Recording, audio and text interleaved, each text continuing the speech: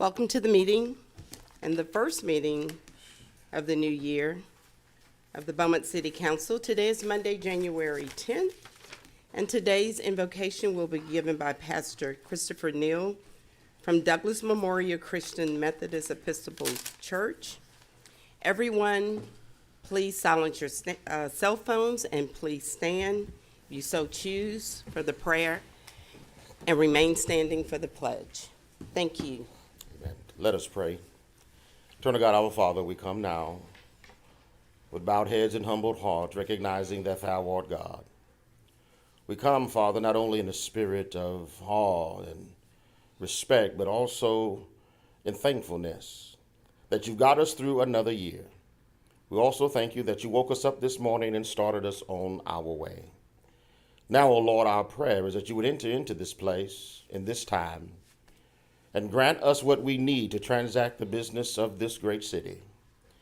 Father, we need your wisdom to light upon those leaders whom you've called to be vessels of your compassion, of your mercy, and of your will. We ask, dear Master, that everything that is done in this place would give you honor, would further your desire to see men prosper in love and hope, that we would work together, Father, to help those who cannot help themselves. Let everything, dear Father, be done with love as the foundation and the backdrop. Anoint us with patience, with compassion, and with wisdom, that when it's all said and done, your name will get the glory. We thank you in advance for what you're going to do, not only in this meeting, but we're believing that this is going to be a great year. And we thank you. It's in the name of Jesus we do pray. Amen. Amen. Thank you. Please join me in the pledge to our nation's flag. I pledge allegiance to the flag of the United States of America and to the republic for which it stands, one nation, under God, indivisible, with liberty and justice for all. Thank you.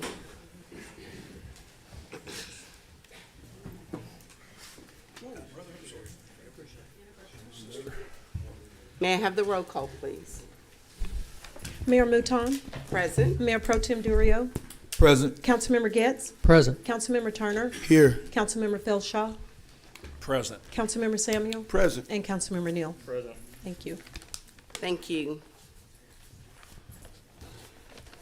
At the close of the city council meeting, the council will hold an executive session to consider matters related to the deliberation of the purchase, exchange, lease, or value of real property in accordance with section 551.072 of the government code, to wit, 125 Magnolia Street, Beaumont, Jefferson County, Texas, and to consider matters related to contemplated or pending litigation in accordance with section 551.071 of the government code, the claim Stacy Lewis, Caleb Fenter versus City of Beaumont, and Chris S. Boone, cause number B-210244, and the Association of Firefighters Local 399 and Kenneth R. Williams, cause number D-210950.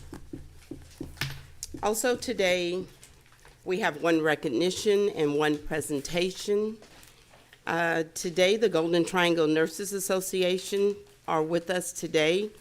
Would Mrs. Misty Danton, RN, please come forward and share a few words with us? Thank you, Misty.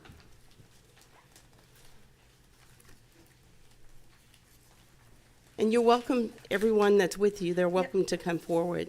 I was going to ask all healthcare workers in the room, please stand with me. Sure, absolutely. Thank you for what you do. Thank you. So first off, I want to thank you for allowing us the time to talk with you about something I'm very passionate about, workplace violence awareness. My name's Misty Danton. I've been an ER nurse for 9 years, and I'm a certified emergency nurse. I'm the chair of the Workplace Violence Committee for our Texas Emergency Nurses Association, and I'm also president-elect for the Golden Triangle Emergency Nurses Association. Workplace violence is defined as an act of aggression, physical assault, or threatening behavior that occurs in a work setting causing physical or emotional harm to employees, coworkers, or managers. Violence against healthcare workers is on the rise. According to a Press Ganey survey, data found that over 5,000 nurses were assaulted in the second quarter of 2022 alone. This analysis found that 5,217 nurses assaulted on the job, which equates to 2 assaults every hour. 57 assaults every day, or 1,739 assaults every month. So we want to come together as a community to show support and protection for healthcare workers. Legislation passed the Texas State Legislature in 2013, already making it a third-degree felony in Texas to assault emergency room personnel while giving care. Most people don't know that. Some of our employees don't even know that. So let's look at 2022. In June, in Oklahoma, a patient shot and killed his surgeon and 3 other people, including another doctor. In October, a psychiatric nurse practitioner was stabbed to death by their patient. Also in October, a Dallas nurse and the case manager was shot and killed by a jealous boyfriend on the maternal child unit. It's continuing. At the facility I am employed at, for the year 2022, we had over 39 reports of assault. That's 3 a month. This is just what is reported. Of the 39 reported, 15 of those were in our emergency department. That's 38% of assaults occur in the emergency department alone. The most recent assault in our ER left a nurse with a black eye and a laceration just under her eye. This happened a week ago. Thankfully, she did call the police and this patient was arrested. Another incident just before this, a patient physically assaulted our nurse, and when talking with the nurse, they did not choose to file the police report. They were not sure what could be done or of that law. We also have had a patient threaten the life of a nurse practitioner and wait outside in the parking lot for this practitioner to get off work. This happened recently as well. He did not actually call the police until the next day whenever he realized that something actually could be done. These acts are happening every day in our community, and I don't want to be the next city on the news with a healthcare worker being attacked or even killed. So the reason I am here today, though, is for the amount of violence that is not reported. The times the nurses do not call to report the violence because they do not know what can be done or feel like anything will be done. They do not feel empowered to file police report or press charges. So I am here so that these nurses know that not only are they supported, but they now will have the proof that the whole city is behind them. This whole city can come together in agreement that we should be able to be free of violence while caring for the citizens of this community. Today can mark the beginning of a relationship between healthcare workers and the leaders in our community to show unity in workplace violence zero tolerance. Thank you. Well, Misty, thank you so very much for coming forward, for bringing the awareness. I think y'all could see my eyes. I'm in shock. Yeah. I really am. And I've gone to the emergency room before, and you know, I've seen police officers there just assuming that they're probably bringing someone in from an arrest, but now I see the need even more. And again, as I said, as you approach, thank you for the work that you do. You take care of everyone, and your life should not be put in jeopardy while doing your job. So thank you for bringing this to the forefront and bringing awareness to it. Thank you. So I applaud you.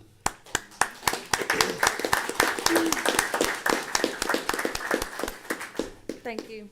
Thank you for coming.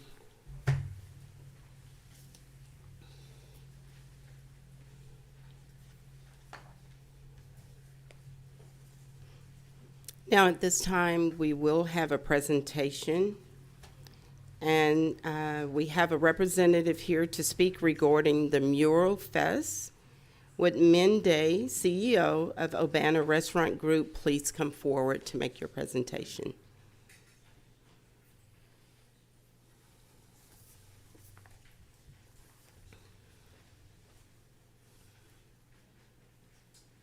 How's everybody doing? Hello. My name is Ben, founder of and operator for Urbana Restaurant Group. My family and I have been operating hospitality in the local area in Southeast Texas for over 25 years. And we're also the original founder and curator for last year's Beaumont Mural Fest. Next to me, this is Jay Muzak. He is the artist, curator. He brings in the talent. I'm basically one that's organizing the festival.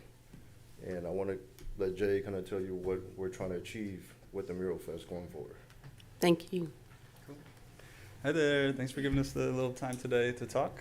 I don't know am I running the slideshow or do I need to tell next slide? Okay, so I'll just say next slide. Okay, thank you. So yeah, like Ben said, I'm Jay Muzak. I'm actually based out of Austin, Texas, but I'm from Houston originally. I've done work in Beaumont through men's restaurants for the last couple of years, and then we obviously put on the festival on a shoestring budget last year. So we're trying to kind of bring a greater attention to it this year and just see how we can hopefully work together as a city and keep it going. And also just brought a book to show that I am very entrenched in this work. This is a book I recently published about Austin's urban art scene. I've been painting murals around the country and world for the last 20 years. So it's not my first rodeo. Next slide, please. Okay. We can tell. Okay. So just some highlights of last year. You're probably familiar with some of the artworks that have gone up. The inaugural fest, I believe, in my opinion, was a huge success. We activated the downtown area and Calder Avenue with lots of live painting and art gallery all week, family-friendly festival, food trucks. There were a lot of local businesses benefiting from all this traffic, selling drinks and food and local art. You can see there that the visiting artists, there were 16, not including myself, as well as a couple other sort of media people, so about 20 or so people coming from all over the country to experience Beaumont for a week. And what they would do is then take back that experience of the hospitality of the city here to their home city. So in terms of tourism, it's really giving Beaumont a really organic reach across the country. Next slide, please. These are just some stills from artists from Puerto Rico and Michigan. Henry Smith on the bottom right, who's born and raised in Beaumont. He's now in LA having a successful art career. He came back and did that beautiful piece. We had artists from Taiwan, from Houston, from South America, just to name a few. And to give you some examples, I know some people might have been a little unaware of how murals can work in terms of commerce and also in terms of just improving the quality of life for a city. So Flint Public Art Projects, one I've been involved with since 2017, a couple of years after they started, it's a grant-funded operation. They get some funding from the university there as well as some municipal funding. But it really seeks to improve the public safety and the quality of life for all the residents of Flint. Everybody probably knows about the water crisis. Everybody knows that the auto industry left Flint high and dry.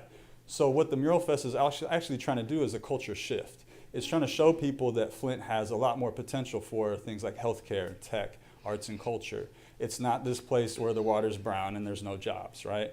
Murals help to do that very visibly, very affordably, and in a quick and permanent way. Some successful outcomes that they have proven: reduce blight, improve safety, relationships with the police and the communities, increase of property values. My friend and organizer of the festival actually bought his home near downtown Flint for $30,000, I want to say 10 years ago. It's now on the market for more than $200,000. So that's a huge increase in terms of property value, a very direct correlation with the arts that they're bringing through the Mural Festival. Next slide, please. Wynwood, I don't know if anybody's been in Miami. It's a big party on South Beach, but what a lot of people don't know about Wynwood area is that they've used street art pretty transparently to just improve the value of the property there and improve the quality of life.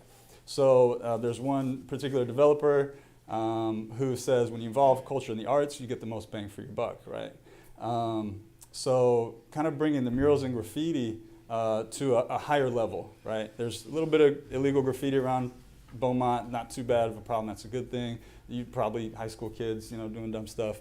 But we can kind of elevate this art form. That's who I was actually, believe it or not, 20 years ago. I was that dumb kid doing the graffiti in the alley. So to give the kids potential, to give them mentorship, to give them something to reach towards. Oh, these artists from all over the country getting to come in and getting paid to do this work. Wow, I want to do that. So it's another avenue that a lot of people don't consider. So increased platforms for public art, like it says, opportunities for artists and businesses alike. I have been to Wynwood personally. You can see there's a cafe with vibrant murals all over it. It's a draw for the local culture and commerce. So, all right, and I don't know if this will play or not. It's okay if it doesn't. If you download it, okay, we'll skip it. It's just a little clip of some of the scenes from Wynwood, and okay, we can skip that one. Yeah, thank you. Another one, 8 years going strong, is the Shine Mural Fest in St. Pete, Florida. Again, it's a festival that's activating through technology. They're using QR codes and plaques, performances. They also have art nights and workshops. They collaborate with schools on mural projects where there's a lead artist and the school kids get to contribute to making the piece.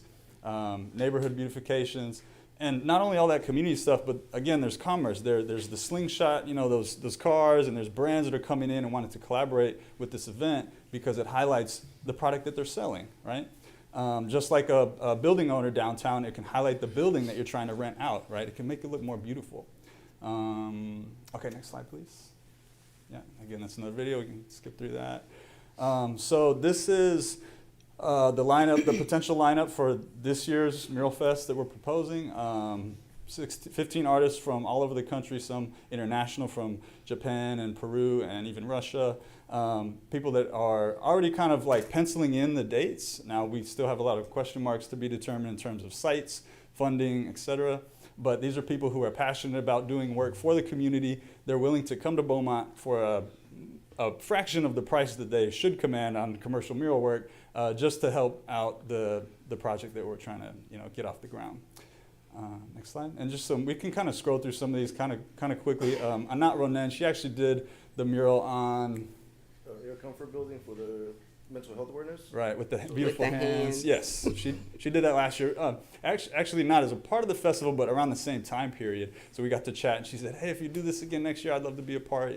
So she's basically volunteered to be on the roster at this point. We can scroll through just some samples. Basically, everyone here is either a personal friend of mine or someone who I've worked with professionally, someone who I can vouch for their professionalism, their ability to work at a large scale, work very quickly in what might be 5 to 7 days, and also people who have the community mindset sort of first.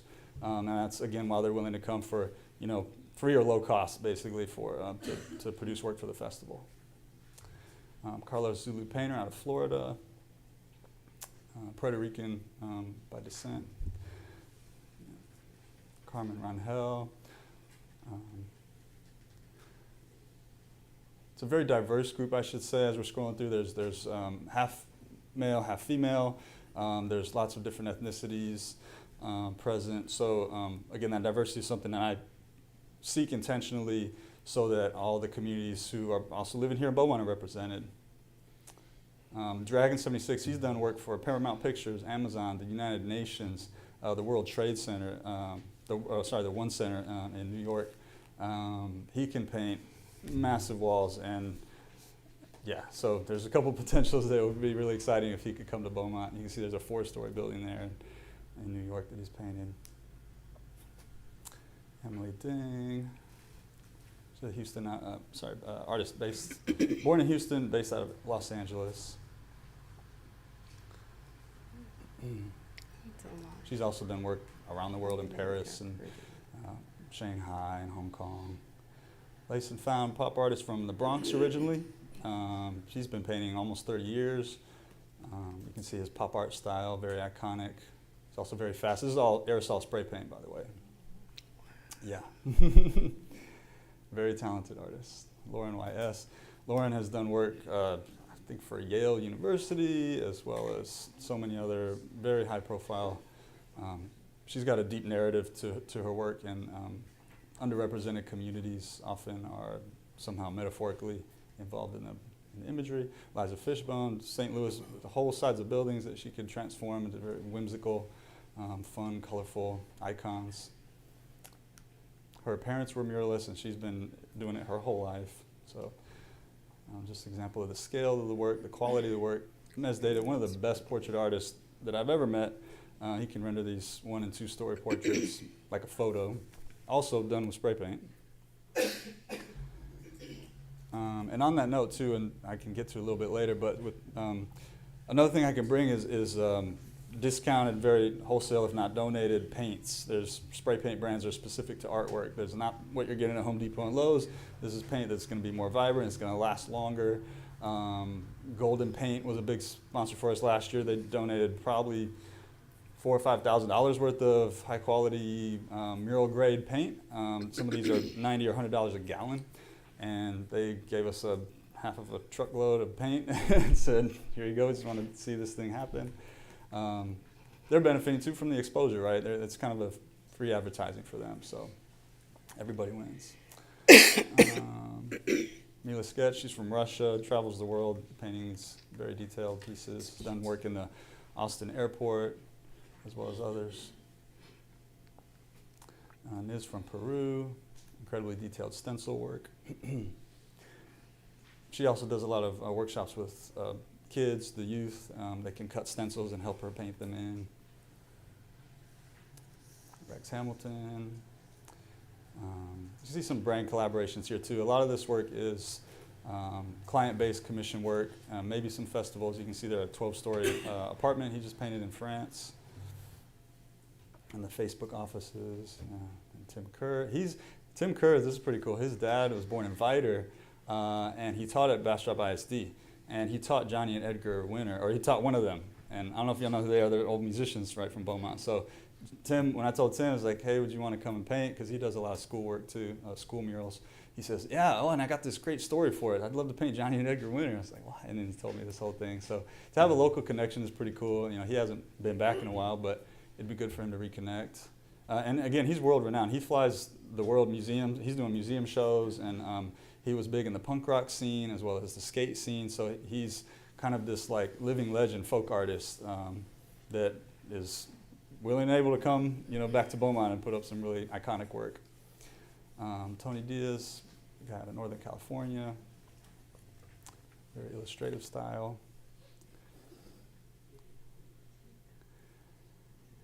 Cool. So I think that's all the artists, and then we're getting into a little bit of the production. This is a colleague of mine who specifically shoots like murals and artwork, so he kind of understands the process and can capture great photos like these, but he can also capture time-lapse videos. He can do like if you need a social media recap or something like that for your promotions. And that's something where that Beaumont businesses, say, who are maybe donating a wall or contributing in some way, can then get sponsor logos on the end of that video. That in that video, I don't know if you saw the slide before, I should have mentioned it, but the organic reach of the artists coming is almost 500,000 people.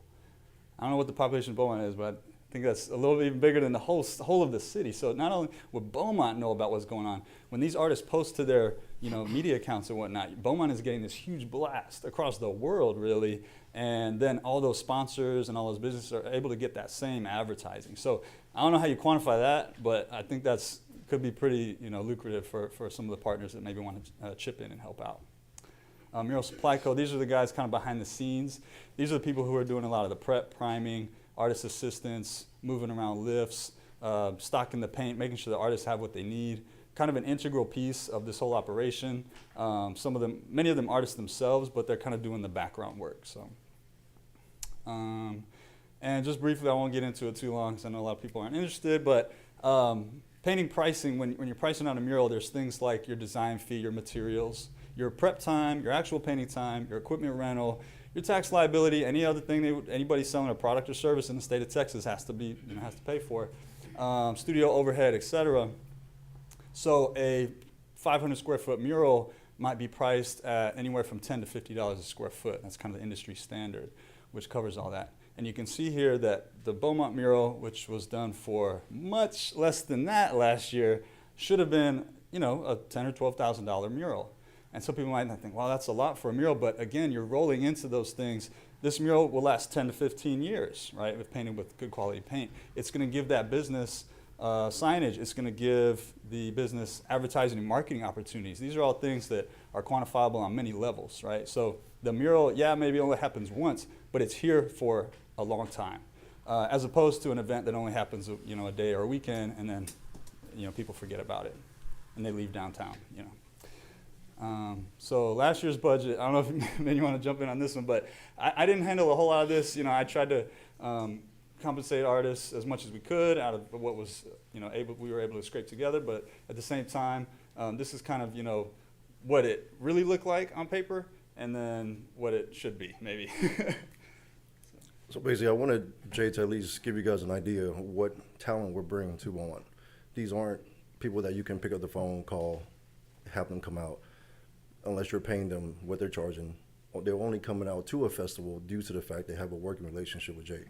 So the budget that you guys see, all the artists last year, they only made $2,500 per mural, and that regardless of size. And if you see everything up there, a lot of that was due to Jay's relationship. So this is something that me and him had talked about. Like I said, we both grew up probably not the best kids. I grew up in Houston. I've been in Beaumont, like I said, 20 plus years now. And we wanted to have an imprint on something that we can change. And also, I know the city has been really heavy on wanting to develop something in downtown. And I wanted to know if downtown Beaumont was viable for continued progress.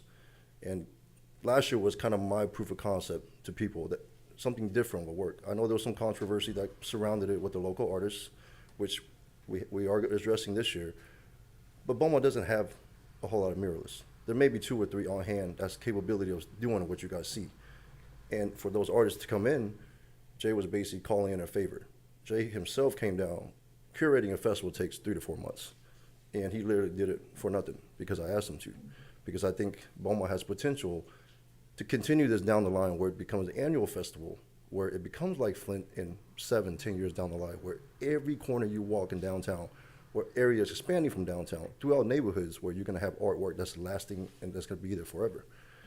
So for what you can see, I'll be honest, between what I raised last year and with the help that I got from outsource, we probably I funded personally half that festival last year. This festival isn't for me to come in here to try to make a profit. I've gotten a lot from the city of Beaumont for the last 20-some years I've been here. There's some way for me to give back, that knowing that I want to be in Beaumont. My kids are being raised in Beaumont. I want to see things change in Beaumont. And being able to be a part of the downtown committee, seeing that what the end goal is for downtown, this is the perfect gateway between the city and the private sector to come together, put on something that's not going to just benefit the private sector, but also the city itself. There's no other festival or thing you can do that can create lasting impact like public art. Mardi Gras, New Year's party, Christmas party, all the stuff that events that's being thrown, like Jay said, once the weekend's over, no one thinks about it. So since Mural Fest has happened last year, there has been 4 new additional murals that's gone up in downtown, paid for by the private sector. We also have individuals that's locally develop a business around the mural trail. So now there's actually a mural trail where we publicize where you can see all the murals.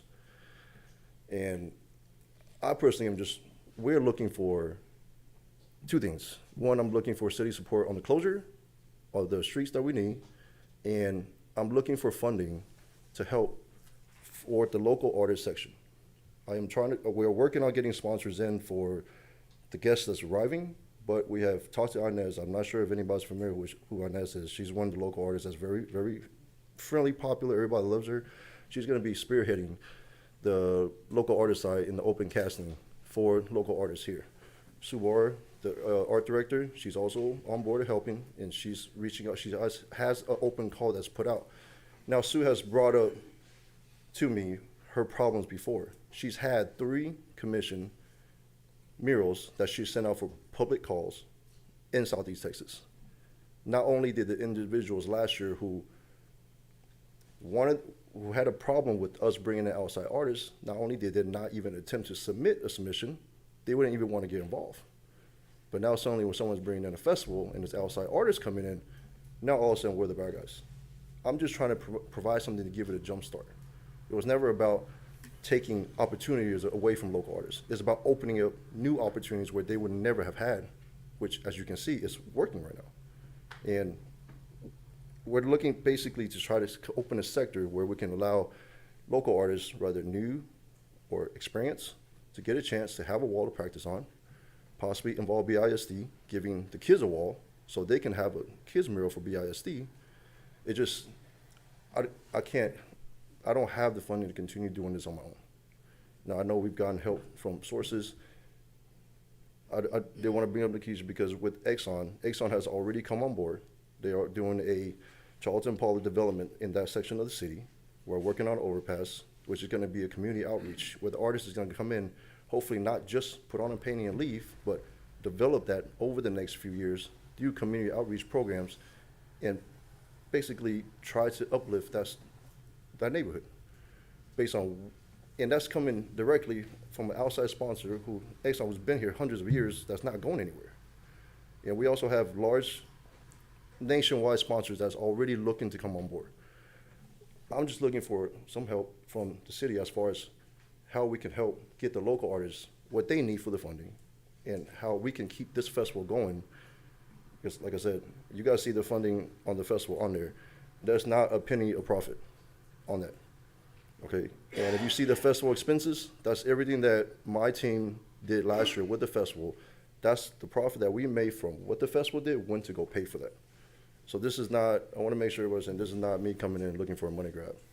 This is me coming in looking to do something, and I would love to be able to leave an imprint and hopefully get downtown towards the direction that the city is trying to put it towards. And so our budget that we're looking for support from the city is $50,000. And that is to help do the public underpass that's in Charlton Pollard, get it ready and prepped. That is to get the local artist wall prepped and ready, portion of the material and funding going towards this. That's gonna not just benefit the private sector. Public art is the most beneficial individual is the city itself. And this is not something that you can buy. One artist for 2-3 murals will charge you that whole entire price. If you as an artist and told them that they're coming in, and you said that you got that art for $3,500, if you guys see Jason Bird's building, there was 2 people on that. So that kind of work right there, that one single wall would have been a 6-figure wall. And so for me wanting to pitch, sorry, I'm just kind of my first time really going. That's okay. You're doing good. Go ahead. I wanted to come across the right way. It wasn't me trying to say I need you guys to pay for this, fund for that. No, I'm inputting my own personal interest in this. And like I said, the gain is not just for me. The gain's for the city and the overall look. If we really want downtown to be developed, if we really want to achieve that goal, if we can't even come together on basic festival, which is the budget is minimal to what you guys are looking to spend to develop downtown, if this festival can bring in not only the private and the public sector together to work on something together. And if I can get the city support, then I can go to the private sector guys and say, the city's on board. Now, I need you guys to come on board and do what you said you wanted to do. Well, Mr. Day, first of all, I would like to say thank you for the work that you have put in. And Jay, thank you for calling all of your friends. I truly, truly enjoyed the festival last year. As a matter of fact, I walked downtown and I was able to meet the artists that did the Barbara Lynn mural.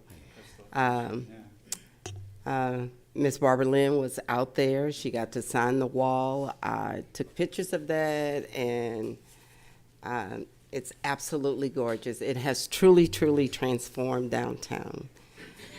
I brought some people in from out of town that was visiting me. We came down one night, and it's absolutely gorgeous, and it's exactly what most of us on this council said we wanted to do, was to transform downtown.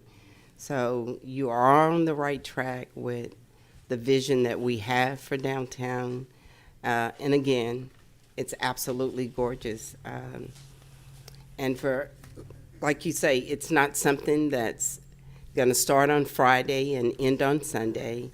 It's a lasting impression to our city. And so I'm grateful for the work that both of you have done, because, again, it's absolutely beautiful. And if anybody on the council would like to make any comments.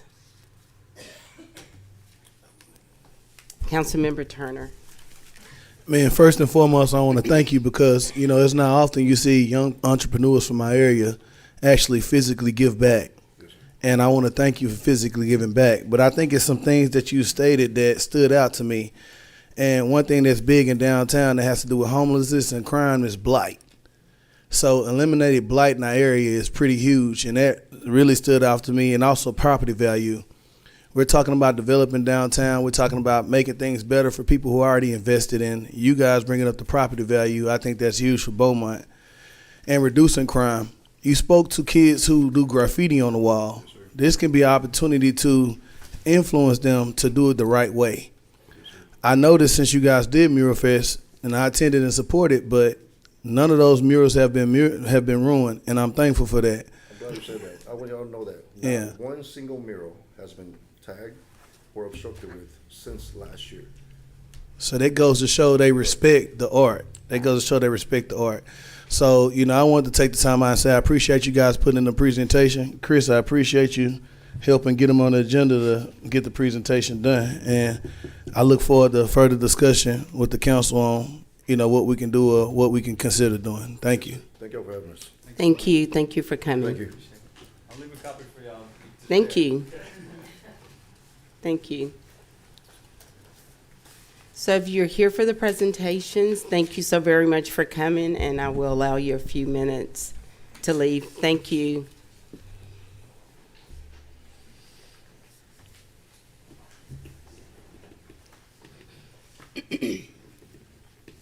Thank you, Pastor.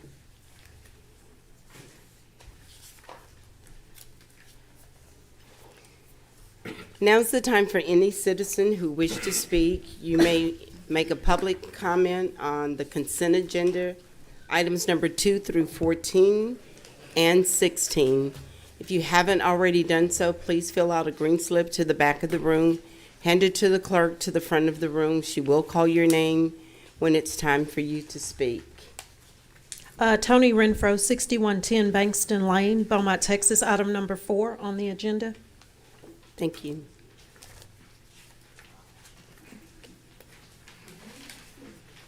Happy New Year, guys. Happy New Year. I wasn't prepared, so let me get started. Guys, I know we have on agenda today the budget to be adjusted and approved. I really want to say that we are in favor of the adding and compensating the assistant managers their salaries for the upcoming year. Number 2, Councilman Ward 2. I'm a resident of Barrington Heights, and 20 years ago I built my first home there, and when I built that home, there was only one home on that complete block street, and there was only one entrance in and out. Today there's over 200 homes there, and we have 2 exits. But actually, it's hard for the residents to come out of Barrington Heights into Dowling, especially during weekends and holidays. And I'm just a request that if you can, do a study to see if we can put some type of light on that intersection. Thank you so much for that. And I had another agenda. Oh, yes. Okay, here we go. You ready? Looking at the city charter, which hasn't been updated in 36 years. That's 3 decades. And I noticed again, and I think I brought this up before, that is almost as long as the Dallas Cowboys has been to the Super Bowl.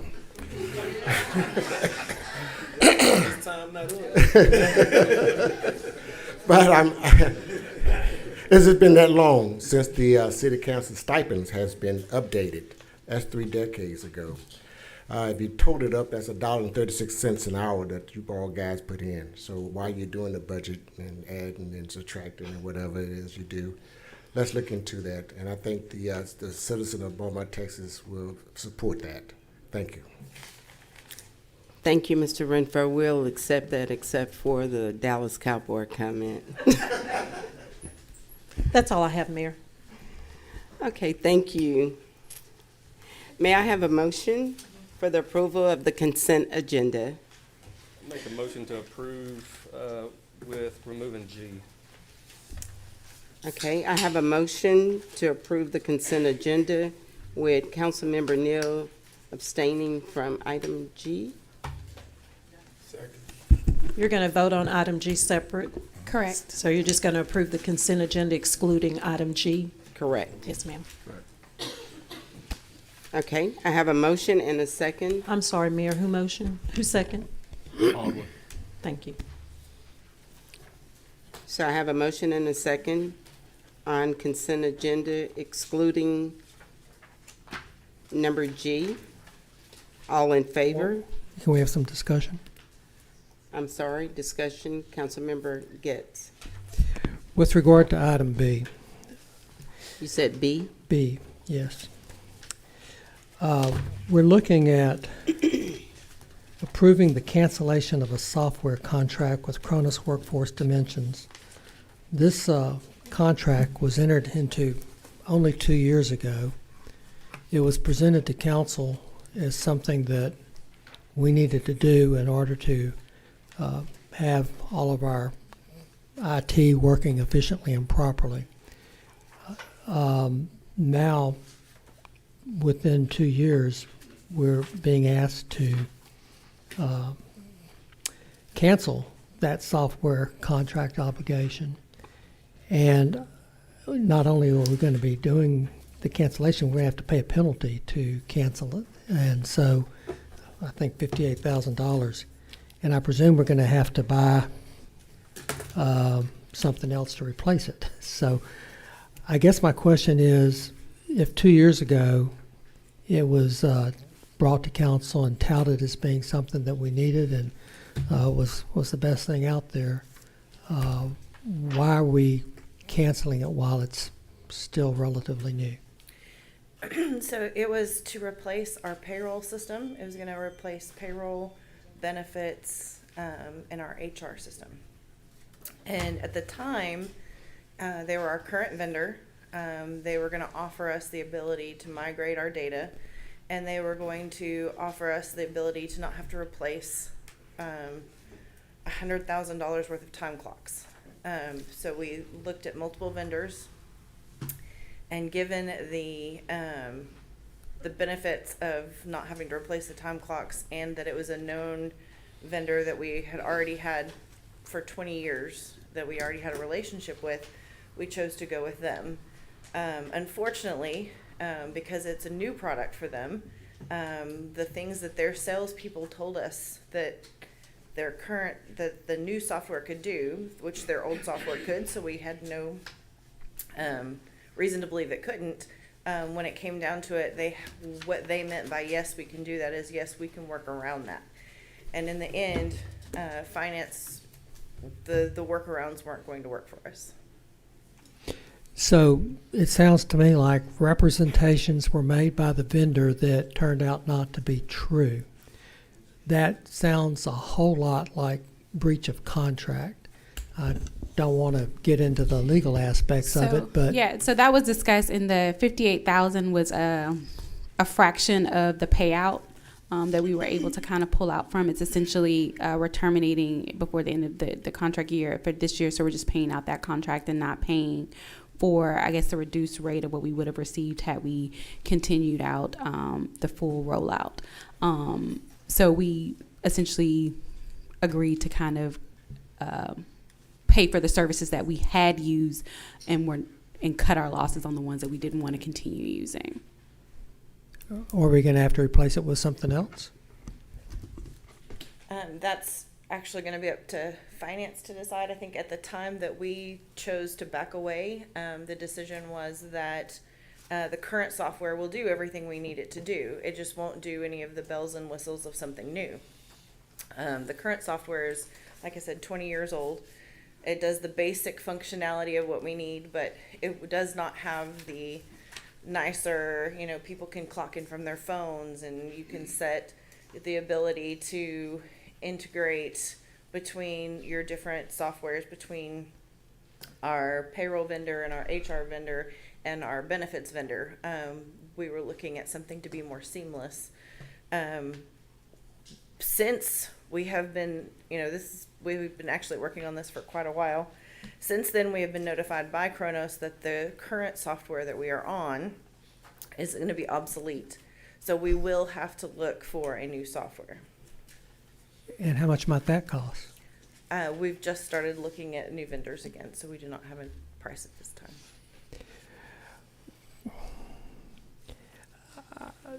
From what you just said, we have current software that is able to do the job. It was able to do the job 2 years ago when we decided to embark on this and spend $255,000, $383,255,383.02.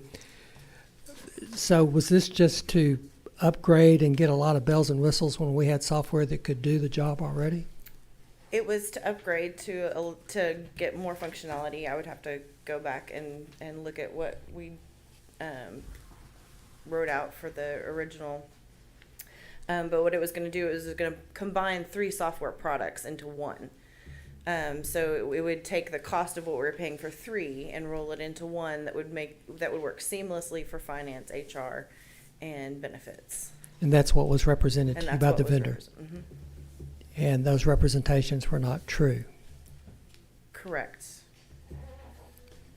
That I can't support. So to fully understand it, it's not as efficient as it was presented. It works, but it doesn't work well for us. And it's not that it was, salespeople will be salespeople, but it doesn't work the way we need it to work for our city. It's not as streamlined and as seamless as presented. Does it do stuff? Yes. Does it do what we want it to do? No. What happens if we vote this down and say we're not going to pay you $55,000 or $58,688 to terminate this? They'll probably want to sue for the full value of the contract. I have a question. So how much discount are we getting back in return for the inefficiencies that it's not doing? I think they estimated it at, do you have the number or the email? It's $247,000 a year, Okay. and it was a contract for 5 years. Yes. So, and we're only going to pay $60,000 to get out. 16,000? 60. $60,000 to Yes. get out. So we're going to pay out the rest of this contract term. Okay. And then they cut out some of those additional, almost like 100 plus thousand in terms of, based on what we said didn't work. They added a value to what that was attributed to and then said, okay, we'll just pay for what you're able to use Over the period for the rest of the year. And But for the rest of the year, we're terminating the agreement. So we're just going to pay what we're able to use, what we were able to use on that contract term. And then basically the remainder of the contract will be terminated. And so we said, look, all these things we can't use or don't work for us or don't work well for us. What's the value of that? And they added a value to that. We subtracted that out for what does work well and what we are able to use. And that was at $58,000. That's the value that we assessed, or that they were able to assess to that. And so that's what we'll pay to get out. Because we're saying look, the other stuff we didn't use. It didn't work. So we're not going to pay that. also, $30,000 of that is our current software maintenance. So we would pay that anyway, $30,000 of it. So it's So- really like 20 or Correct. That makes a big difference. Councilmember Turner. I still have a question. Due to the fact that we tried, we're going for something that was new, in these processes, is there any type of a trial basis before we commit to this kind of dollar amount that we can? Unfortunately, no, not with that type of software, because there's so much that goes into configuring it. We can get a demo system, but it's not going to be our data, and it's not going to be our configuration and how we calculate the different fees, which is part of the problem. Because we did that with them in the beginning. But you're just not going to, until you start inputting your own calculations and your own data, you're not going to know how they're going to be able to bring it back out to you. Yeah, my concern is just from a preventative maintenance issue that we don't endure something similar to this again, because similar to Mike, I'm not keen to being cheated out of anything. So, yeah, that's why I want to know if it's a trial basis, a demo that we can kind of test it prior to getting engaged in that agreement, agreeing to that amount of money. Because what you're telling us is that we're going to be having to buy a new software system. It's not going to cost less than this, I'm sure. It's going to be another $250,000 at least that we're going to be spending for a new software system. So does that sound right to you? That's probably very accurate. Yes. Okay. So, yeah, like Councilman Turner says, we need to make sure that when we buy something of this magnitude that we get it right. Well, and we do now, we know the calculations that we were having issues with, that they were not able to produce for us. And we can specifically ask how they can do those calculations, and can they show us those specific calculations and how they're reflected. And that was the problem we were having. Our main issue, and Todd can speak to a little more, was the way they calculate the pay for EMS and fire. Thank you. Mayor Pro Tem Durio and then Councilmember Felshaw. They said what I wanted to say. Okay, thank you. Councilmember Felshaw. Just to recap, we're going to spend $250,000 a year roughly, whether we stay with this company or not. We'll go out and get a new product. Of the 58, we're going to spend 30 anyway. So we're talking about a $28,000 decision to get us out of a bad decision. Then the only thing I would say to that, and I, with hindsight, it's so easy to play Monday morning quarterback. And but I would say this: I know when I approach these type of purchases, I try to stay away from new products. I try to let it be in the marketplace for 2 years and let it prove itself before I venture into it. So my only word of encouragement, which I'm sure you already know, is next time let's avoid anything. When they say new to me, I pass. Thank you for all you do. Thank you. Well, and the one thing I would say, at the time that you purchased it on the basis of what you needed it to do at that particular time. Correct. And so you didn't find out until after you got into the product that it was not sufficient Yes, ma'am. for all areas. You say the fire department and EMS. EMS. So at this point, I might want to direct this to our chief financial officer. We're looking at about 7 to 8% buyout, or do you have a calculation on what it's costing us percentage-wise? No, actually, I'm not involved in the contract details at all. I didn't know what the buyout No, portion so was. we negotiated this, Angela, myself, and Jeff, based on what we determined to be the functions that we were using, based on what we weren't. Originally, they wanted us to kind of pay out the full contract. We're like, no, not doing that. And so like Angela said, the $30,000 is the maintenance fee that would have been billed regardless. And so what you're really looking at is at $28,000, and that's kind of based on the functionality of what we are able to use in this new software and what we are existing using. And so that was that. And so if you're looking at it, the overall contract is like $250,000 per year, paying $28,000, roughly under 10%. Okay. And I don't Thank do you. great math, but You're close, 11.2%. there you go. And that's over the 3 remaining years, not just this year. That's Great. it. That'll get us out of everything. Great. Any other comments? Well, Mike is still shaking his head, and I'm like, Mike, I don't want to lose a penny, but at some point, you have to take your losses and move on. Thank you. Thank you.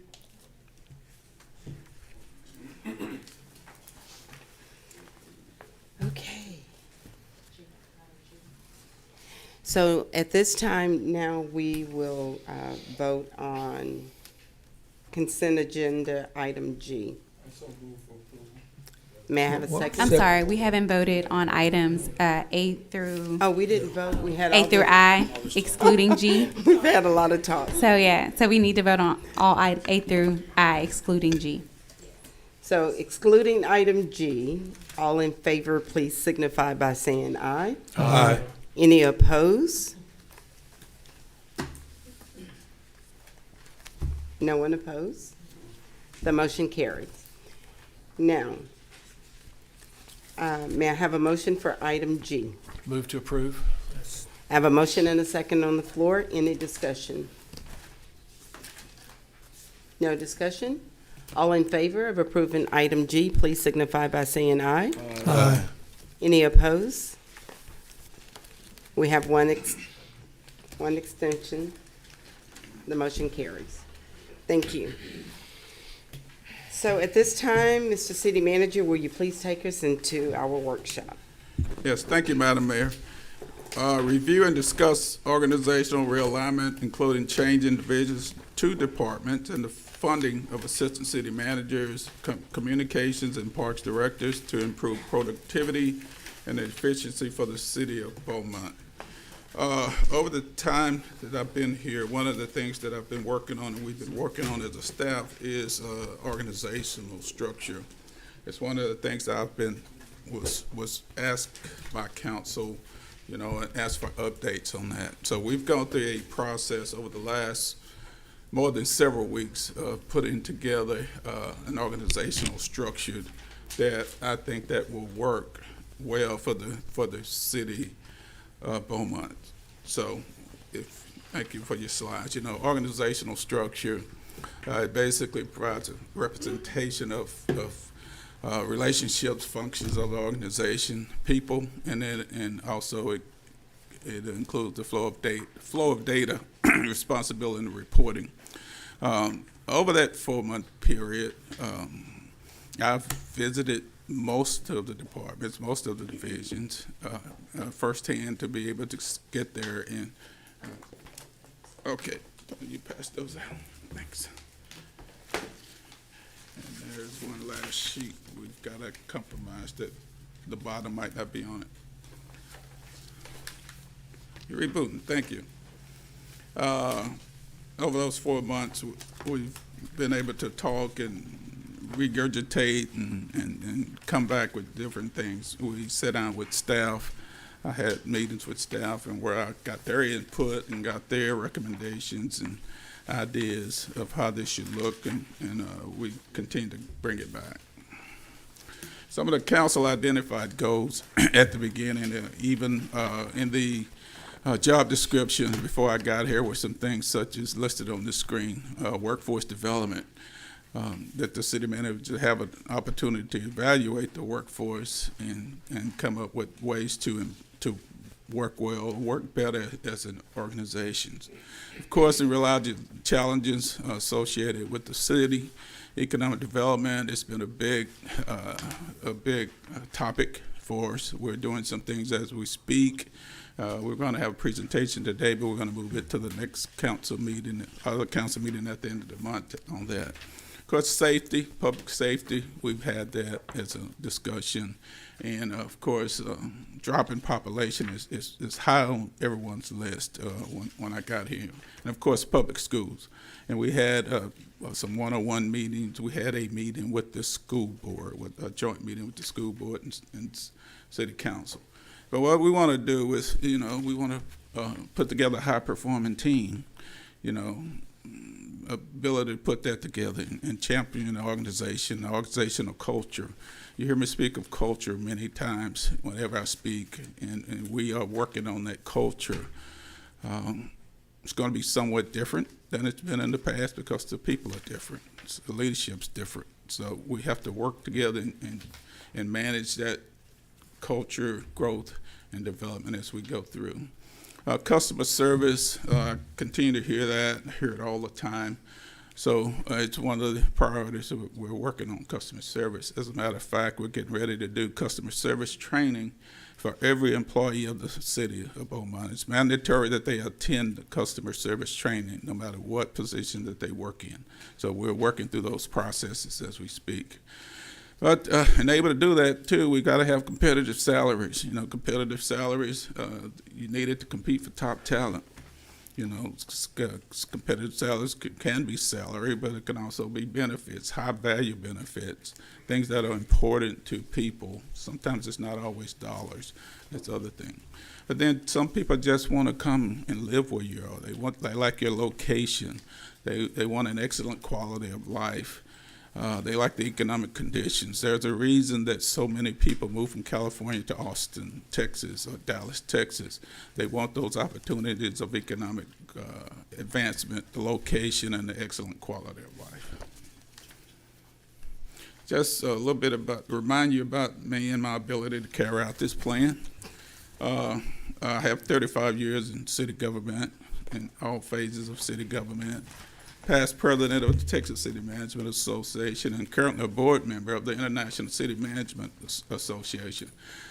So I know the best practices of the city management organization. I've taught them, I've worked with them, I've been the top representative in those areas. So I know what works and I know what doesn't work. And the recommendations I'm making to you today, I believe will work, and those will go. I've been designated as a lifetime member of the Texas City Managers Association and the International City Managers Association, and a distinguished member. So I'm in touch with what's going on. I'm in touch with not only state, but also international trends and what's happening there. As far as the assistant city manager system, I've implemented the systems before. When I got to Buda, there were no assistant city managers. We put that in place and thrived as a city, thrived really well. We were able to do some things and do some projects, such as we got 2 bond ratings improvements. We were able to do that because we had the right structure. When bond rating companies come into town, they look at your structure. They look at your ability to pay debt. They look at your reserves.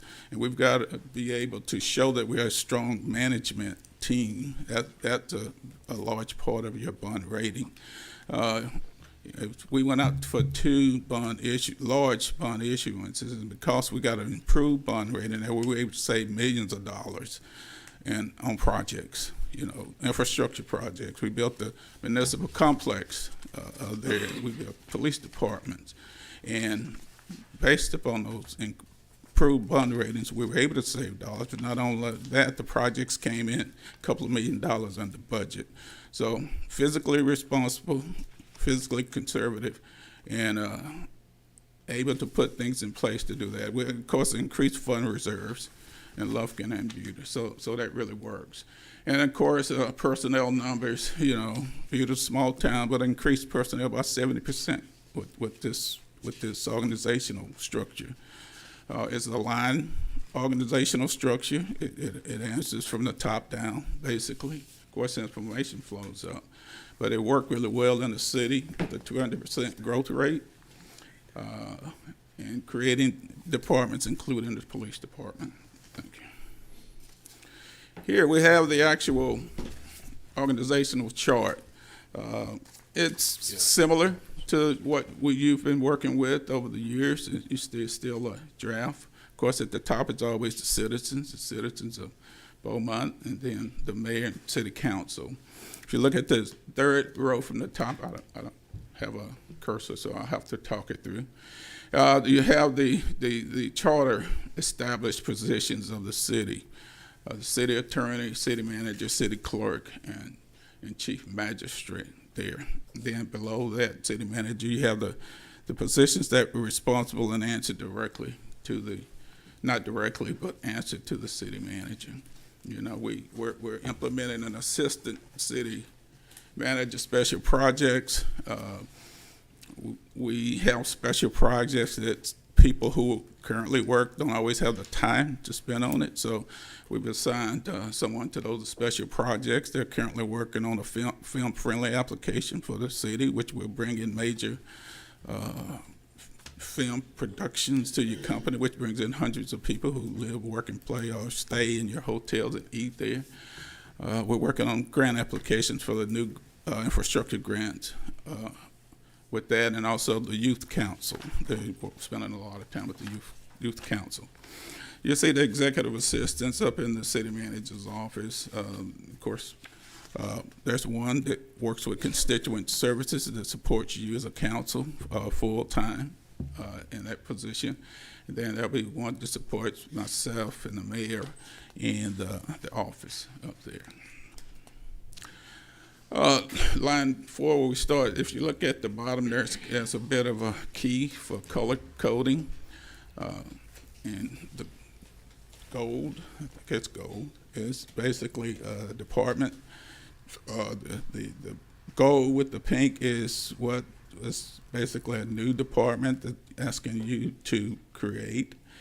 and the white are divisions. One of the things that was a little ambiguous to me was the term division and the term department. I was thinking that all things were departments, but I found out later that there are divisions that are not departments. So that had a lot to do with the formation of this particular chart. If you go from your left across, we have information technology. There was some thought that this would be a new department, but it's not. It was already established, but we are changing. We are recommending changing the director for that position. Information technology already existed. It existed under BART.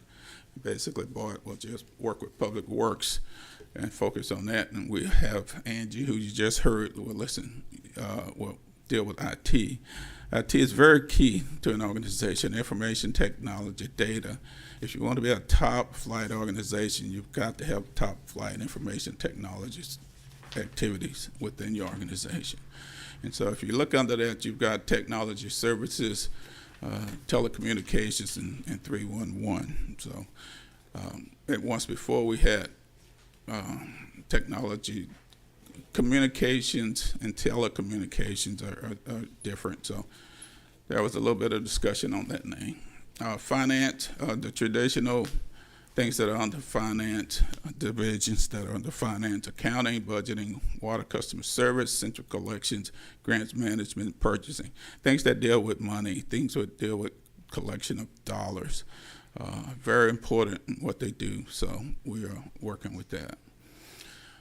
Public Works, the typical infrastructure projects, and let me back up a little bit. Those departments will propose to go under the Assistant City Manager of Operations. That side of the chart deals more with the internal things to the organization. The right side deals more with what we deal with the public community services. So just keep in mind the left side's more to deal with what we do internally, our own infrastructure, our own buildings, parks, etc. Then facilities maintenance continues there as a department. Water and sewer with water utilities, and then parks, which is a little ambiguous. Over a year ago, this city council had a discussion on parks and recreation and the services that were provided by Parks and Recreation. During those discussions, there was some talk about, well, you wanted to enhance beautification of the city. You want to do more with maintenance, ground and parks maintenance with the city, and highway and median maintenance. There. So there was a discussion in which we went back and looked at some of the minutes, notes from the meeting that council had a wish to do that. So basically, in doing this, I'm just carrying out the wishes of council and what from those discussions that you wanted to do some things with parks separate from recreation. So while it's technically creating a new department, it's separating parks and recreation as council has previously discussed. Solid waste is a division, and likewise municipal court. We're just making sure municipal court goes under its own area directly into the Assistant City Manager of Operations. As we go to the right side of the chart, Assistant City Manager, Community Services, left side, public health, things to do with our public health activities. Then recreation, that's the other one highlighted in pink as we see it, because we're technically creating another department, but that was based upon previous discussion from council. You have your recreation programs under there, including golf, community centers, lakeside center, etc. under there. Event services pretty much stays the same, and Convention and Visitors Bureau. The divisions of library, animal care are still out there under that. And then you have the Planning and Community Development Department, which are traditional things we deal with homeowners, property owners, like just building codes, code enforcement, planning, CDBG, housing, transit area. Okay. Just a little bit more about the departments, just touch on just a bit. Again, I mentioned information technology is already a department, so we're not creating a department with information technology. You know, business, and I mentioned the success of a business depends on information technology. And we've got to be able to use the data and apply it correctly. While we've done a lot, while we continue to do a lot, in my opinion, I think the city of Beaumont is behind in the use of information technology. We can do more with information technology. Coming from an area with high technology in the Austin, Texas area, where everything lived and died on technology, there are a lot of things and processes out there that we can put in place to really accelerate the success of this organization. Parks and Rec, touched on that too. It was evaluated and talked about the beautification and recreation activities. Again, communication, it was set up as a division in the past year. I think I missed it in the last discussion. Communication was set up as a division. We're proposing to make it a department. I don't know which is more important, communication or information technology, but top organizations have good programs with both. You know, nowadays it's internal communication, but there's also, with the advent of social media, there are external communications that you have to be on top of and be able to, as they say, tell your story, be able to provide information that the public needs. There was a time in local government when you knew the answers. Now when people contact you, they already know the answers. They want to see what you want to tell them. So basically, you just have to be able to have a good communication area. Next slide. Staffing, to put this into operation, it's going to some staffing considerations, and some of them we're already working with assistant city managers. It helps to develop strong organizational structure. You know, best practices for cities. Hold on a second. Best practice for cities have assistant city managers. Very few cities will have, especially any city of any size, will not have an assistant city manager. And I'll show you a few figures here in a minute of some of the cities and the number of assistant city managers that have. You know, small town of Butte, we had 2 assistant city managers. It just improves productivity. It improves efficiency. It allows staff to have someone to go to that's totally accessible, if not the manager, assistant city manager, they can go and speak with less delay. And it just promotes accountability. Your employees are more accountable because they know that there's someone there that's giving them attention that they need. Again, technology, staff and promotion of information technology. We're looking at promoting a director in that department. Likewise, parks, because of the separation, and a communications director. You work with the communications person for some time now, and but we want to empower them to do more, empower them to be able to carry that message for the city of Beaumont in today's world of technology. And just in summer, we just need to invest, not summer, but we need to invest in people. People are our best resource. We tend to think about infrastructure. We tend to think about things, but invested in people will give you your greatest return in whatever you're trying to achieve. You know, and you know, the limit to our realization of tomorrow will be our doubts about today. You know, we have doubts about this. We have doubts about what we want to do, but we have to be able to put these things into place and step out. To be an efficient, to be a productive organization. And you're talking about you're dealing with people who've done it before. Next slide. Oh, I was afraid of this. You have a hard copy, and I don't know if you can see that. But just like kind of talked a little bit about assistant city managers, because that's a big part of this discussion today.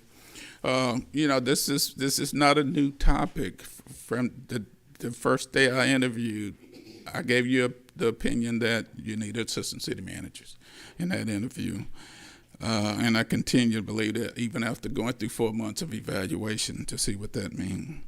It's been communicated through reports, hard copy reports. It's been communicated through electronic reports about that. It's even mentioned in the city manager's contract. If the city manager's out, the assistant city manager or a department head will fill in for him. So it's mentioned in that document. And of course, the draft organizational charts that's been discussed with you, that's been provided to you and given to you in the past. Good things that really benefit from it: succession planning. It gives you someone who's ready to take over when things change. You know, when you had a change in city manager, you had to go through some things, some interim stuff. It's going to put some people in place who's ready to succeed. You've got to be able to have those type people to have the continuity of the organization going forward. And someone there when the city manager's absent. You know, none of us are here all the time. You know, somebody's got to be able to step in. Also, in your charter, it talks about the disability of the city manager, and you appoint somebody to take a place when they're not there. This gives you a ready-made system in place for you to be able to name that person or to say they know to step up and be there. I mentioned it was best practices of cities. It's just what cities do. It's good for conflict resolution, and then it just prevents the overwork of the city manager. You know, it's a very intense job. It's very, you have a lot of work to do. You have a lot of things happening. I'm here most evenings, 7, 8 o'clock, basically. So it's a very intense job. Again, I mentioned about the increased efficiencies and productivities that it provides oversight. But it also provides budget oversight. It provides much better budget oversight in your departments with your employees, which in turn saves you money. And then it provides an evaluation process. You're able to evaluate your employees and also invest in those people and infrastructure. And looking at compensation, we're just going to touch on this a bit. I know somebody's going to get nervous here. But basically, you know, looking at it, compensation, you have to look at it in two ways: internal equity compensation and external to the organization. This is an internal look at the organization here. And at the top is the city manager, who's me, and mine. There's certainly no secrets. I did not put it on here. And this is what the city manager gets here at the City of Beaumont. When you want to put assistant city manager in place, you still want to keep them somewhat within reach of the city manager there. So that's a consideration. So you can see here what has been proposed here. Kind of does that, but it also keeps them within range of people below them. So it's within range of that, but the equity is at the top and bottom. So you look at these numbers. I won't get into these numbers so much. You have these for your records, or whoever would like to have them. But basically, you can see the distances between the pay within the organization. You know, the low directors are at 120,000, and your top directors up in the $180,000 range. So, and appointed officials are likewise. You appoint other people are in that range. So, you can look at the spread in the different categories, and it's pretty consistent in what we're proposing to do, but still providing this level of organization separation that you need. Next.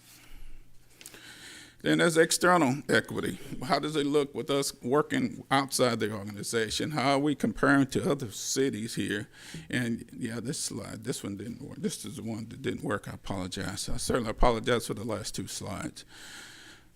We got this survey. We got the information from ICMA, International City Managers Association. They provide surveys. They're in the midst of doing one as we speak. So some of these numbers are from their 2021 survey, and the other numbers are directly from those cities. So we surveyed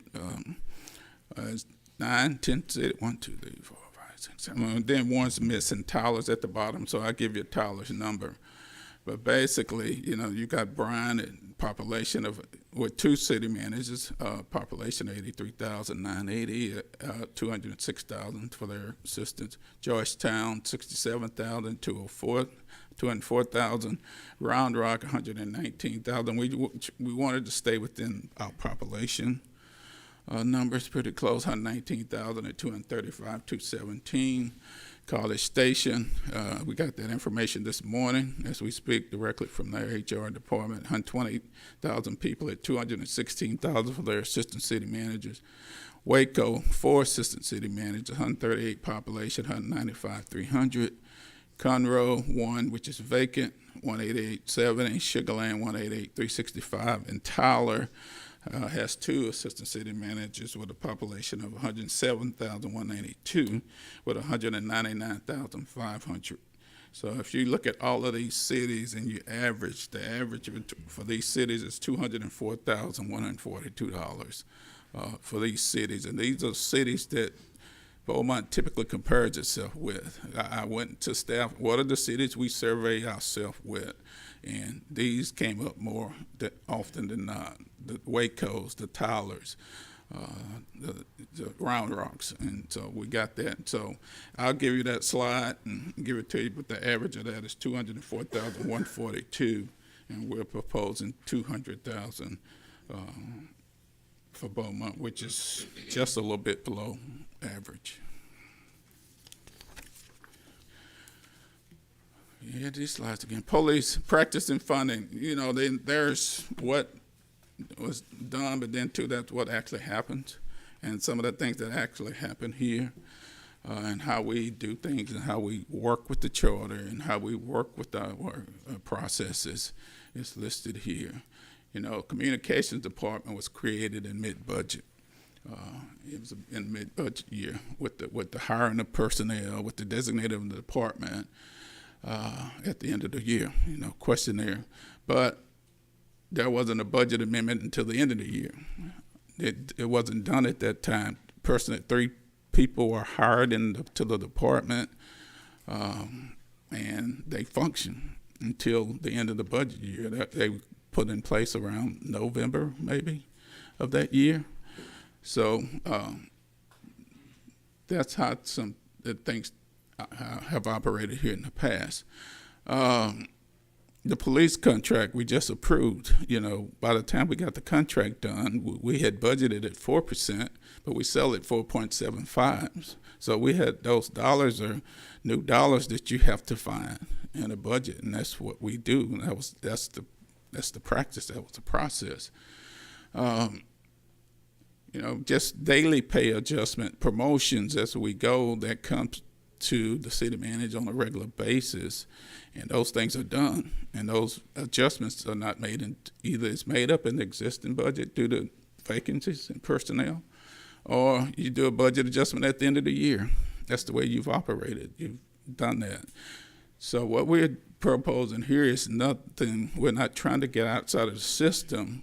We're trying to operate within the system you have now, but some of those things probably need adjusting. Compensation policy, you have a compensation policy, but it does not clearly define or implementation of those policies.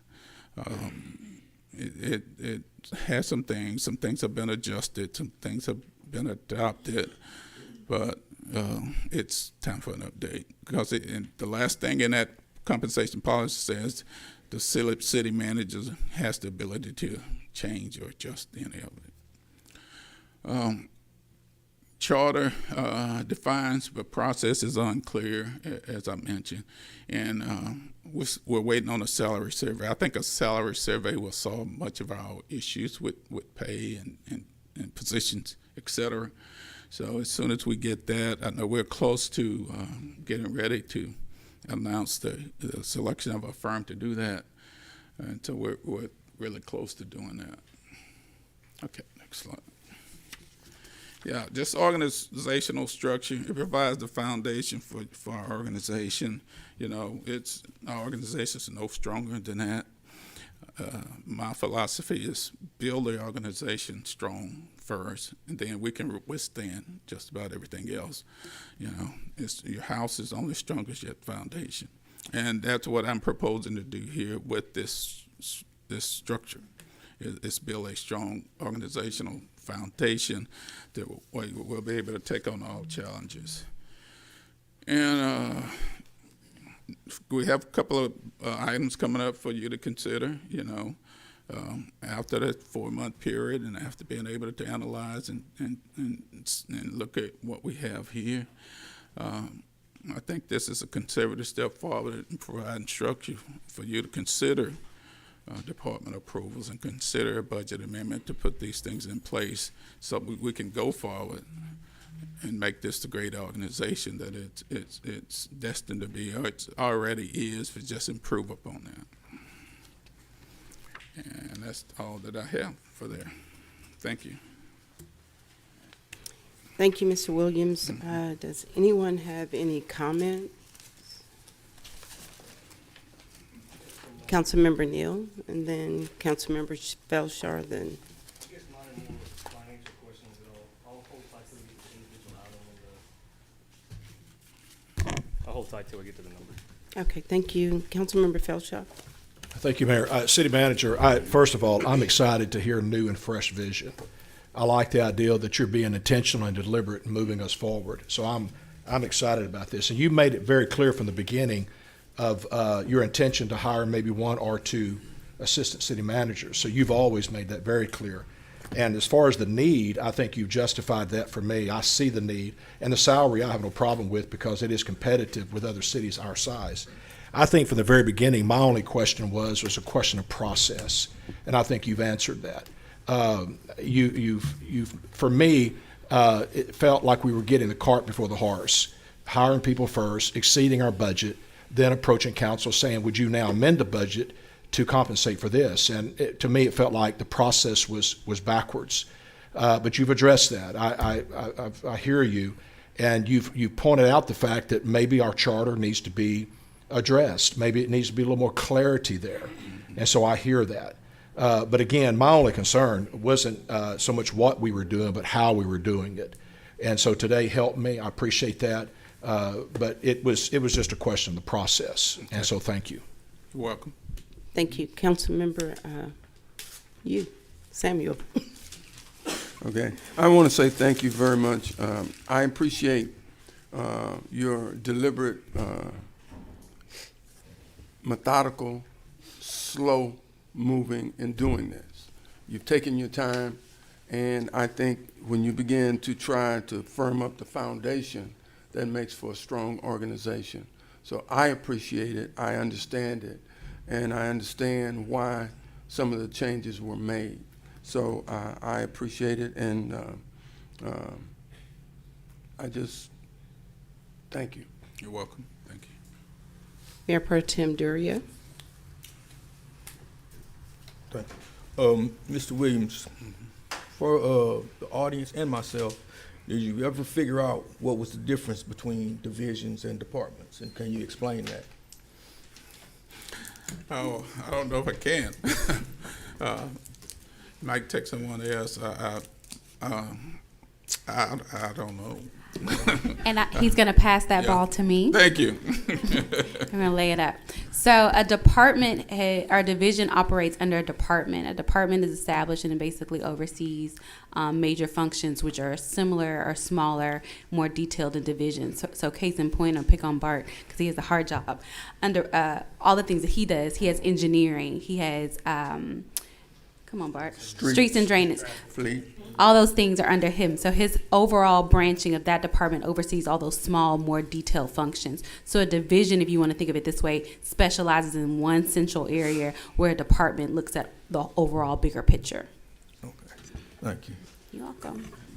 Also, can you explain for the audience and the citizens the bond ratings and how that affects the way that we operate? Yeah, whenever cities issue debt, of course, we go to the market to issue that debt. And you having a bond rating that is signed by a bond rating agency, basically that says it assesses your risk in being able to pay that debt back. You know, you could be a AA or AAA or AA minus, whatever it may be. But it enables you to borrow, get money at a lower rate, and paying it back with the stronger bond rating that you have. So it lessens your liability, it lessens the dollars that you owe, which creates money that you can use for other things. Okay. And I want to thank you also for this presentation, and I like the fact that you kept mentioning competitive salaries, because I think Beaumont, Texas deserves the best. If we want good people to work for the citizens of Beaumont, then we have to have competitive salaries. We have to give them a reason to want to come and work in Beaumont, Texas. And that's one of the reasons. I thank you for emphasizing that and for believing that our employees deserve good salaries, because we have some good employees with the city of Beaumont. Thank you. Thank you. Councilmember Samuel and Yes, Councilmember I Getz. did have one question. I wasn't sure if it was incidental or intentional in not naming those department directors. I didn't know if you were going to do that later, or and as well as the which city manager will be in which one for Okay. services, one for operations. Okay, I don't want to be presumptuous in my discussion, but looking at the organizational chart, the assistant city managers we have for operations would be Mr. June Ellis. June, his first meeting, he's here, so welcome, June. And he would be over that. June, I'll brag him a little bit. He had a lot to do with us being able to get those favorable financial situations in Buda. He was director of finance for 5 years, and we went through 2 bond ratings with him, which were positive or improved bond ratings. We had sterling audits, and every time we were audited, and likewise, we won distinguished budget awards and CAFRA awards there. So he's one, and then you have Mr. Chris Boone. Chris has been with the city of Beaumont for some time now.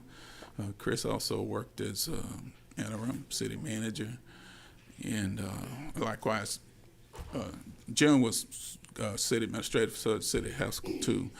But I think we have a team that's diverse. We have a team that can work with the city of Beaumont. You know, we have familiarity in that team with Beaumont, but we also bring some new ideas and favorable things there. As far as the directors of IT technology, you met Angie Wright. Yeah, there she is back there. Hi, Angie.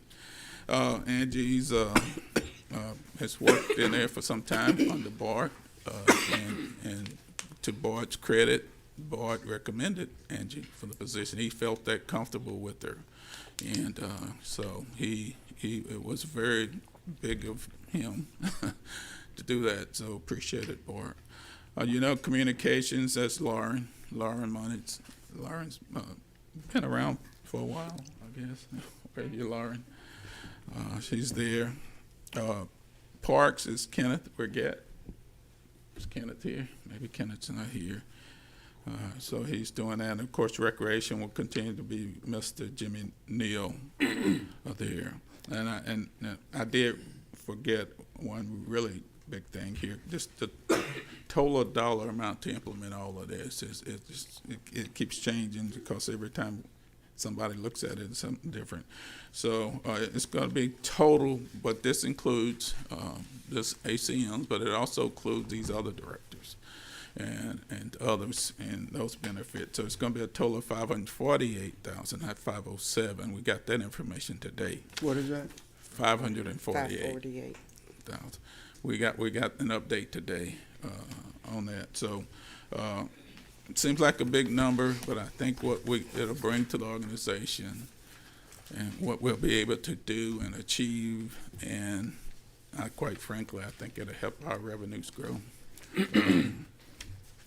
It's not nearly as imposing as it sounds. Thank you. Councilmember Getz. Are all of your department directors filled? Yes. Who is over community services now? Well, the director of community development, yeah, that one's vacant. I'm sorry, Chris. I'm looking at Chris, that we are currently, advertising for? Yes, sir, it's posted. Okay, another question I had is every year when we get our budget, if you look in the very back, there's a bunch of abbreviations for job classifications that are supposed to be tied in the budget to personnel. And they're also supposed to reflect salary ranges. So are we pretty confident that when we have those designations attached to our personnel that their salaries are within those salary ranges, or do we need to make some adjustments on that? This year we need to make some adjustments. Due to whatever increases we did last year, we are a bit outside of the top range with some of our people.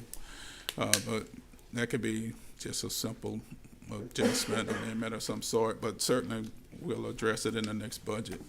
And the salary survey should give us new ranges. It should give us new ranges in which we'll be able to work within pretty comfortably. Okay. Councilmember Neal. Thank you, Mayor. All right, thank you, Mr. Manager. Now that you brought the price, I don't mind asking my question. So the 548, does that take care of, this is item number 4? Yes, the budget amendment. Yes, sir. Yes, Where it yes. was 507? Uh-huh. What keeps changing on that? That was our CMA retirement contribution. We thought we had everything accounted for. And if you, on the chart I had, and that you'll see up there, I had our CMA contribution for the people who get it. It's based up on their tenure or age. And most people, except the older people like me, that's what they get, the 20. So that's 548 for just the remaining portion of this year, correct? Yes. So if my numbers are correct, that's somewhere around a $700,000 a year increase. Incorrect. Okay. That 5048 number includes what would be their salary for the year. So obviously there's less time left in this particular calendar year for that. So that's an estimated for the entire calendar year, and we're closer to the end of the calendar year than you would think. So their full salary is minus their ICMA credit is $200,000, and then in that 507 number, what was included was the increases for promotions for 3 department heads, as well as now that 548 number includes our ICMA credit. So Sorry, it says fiscal on year. here- I'm supposed to say fiscal year, not calendar year. You know, accountants. So Sorry. this says that it's since the time of their creation to the end of the fiscal year. Correct, but Mr. Ellis didn't start until January. Boone, I believe, was promoted in end of December, mid-December. Our fiscal year is October to October, or September 30. Okay, so the 548 is for a complete year. Jump in here, Todd. So like the city attorney, not all of these changes happened day one of the fiscal year. They happened in December and January. So the 548 is for the remainder of the year. That's what will be over. So it will be more than 548 next year, but it'll all be budgeted next year because we will have included the first 3 months of the year in their salaries for the next fiscal year. So back to the original comment, the real number for a full year is somewhere around the $700,000 range. I think that's high. Well, we could do the math real quick.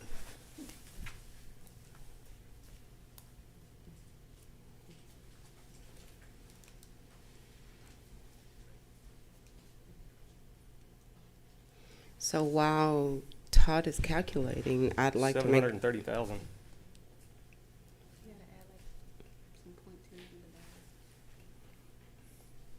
Well, there's some of the things in there that won't.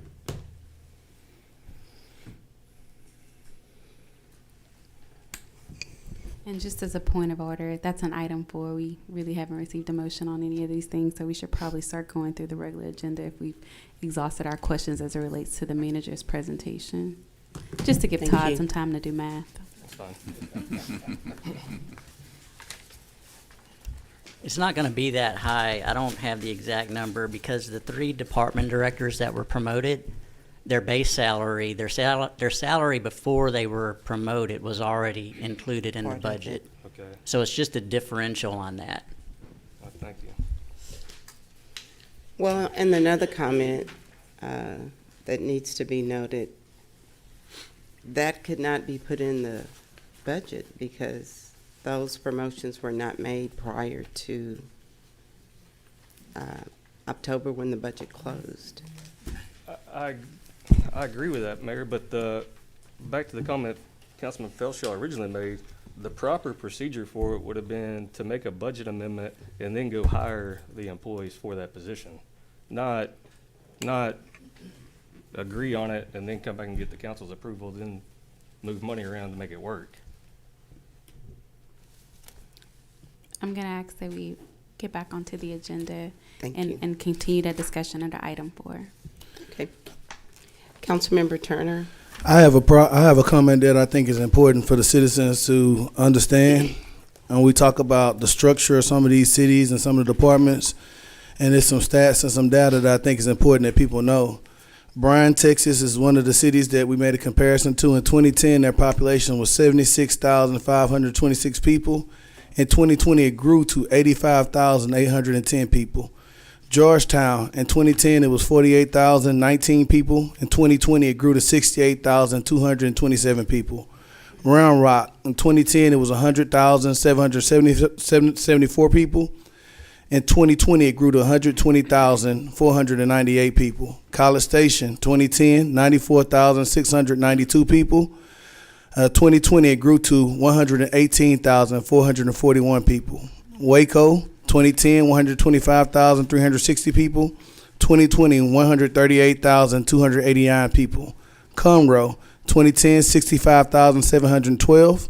2020, 90,358 people. Tyler, 97,047 people. 2020, 105,976 people. And the reason I wanted to read those stats to show that those cities all grew on average about 10,000 people in 10 years. City of Beaumont, 2010, we had over 118,000 people. We lost population currently, and we're around 115,000 people. So I want people to take into account, yeah, we're talking about money and dollars, but the way you grow a budget is to grow your population as well, and you got to have the proper infrastructure in place to do so. So I like the fact as a city that we're taking an approach to put the things in place that other cities are doing that are actually proven to show growth.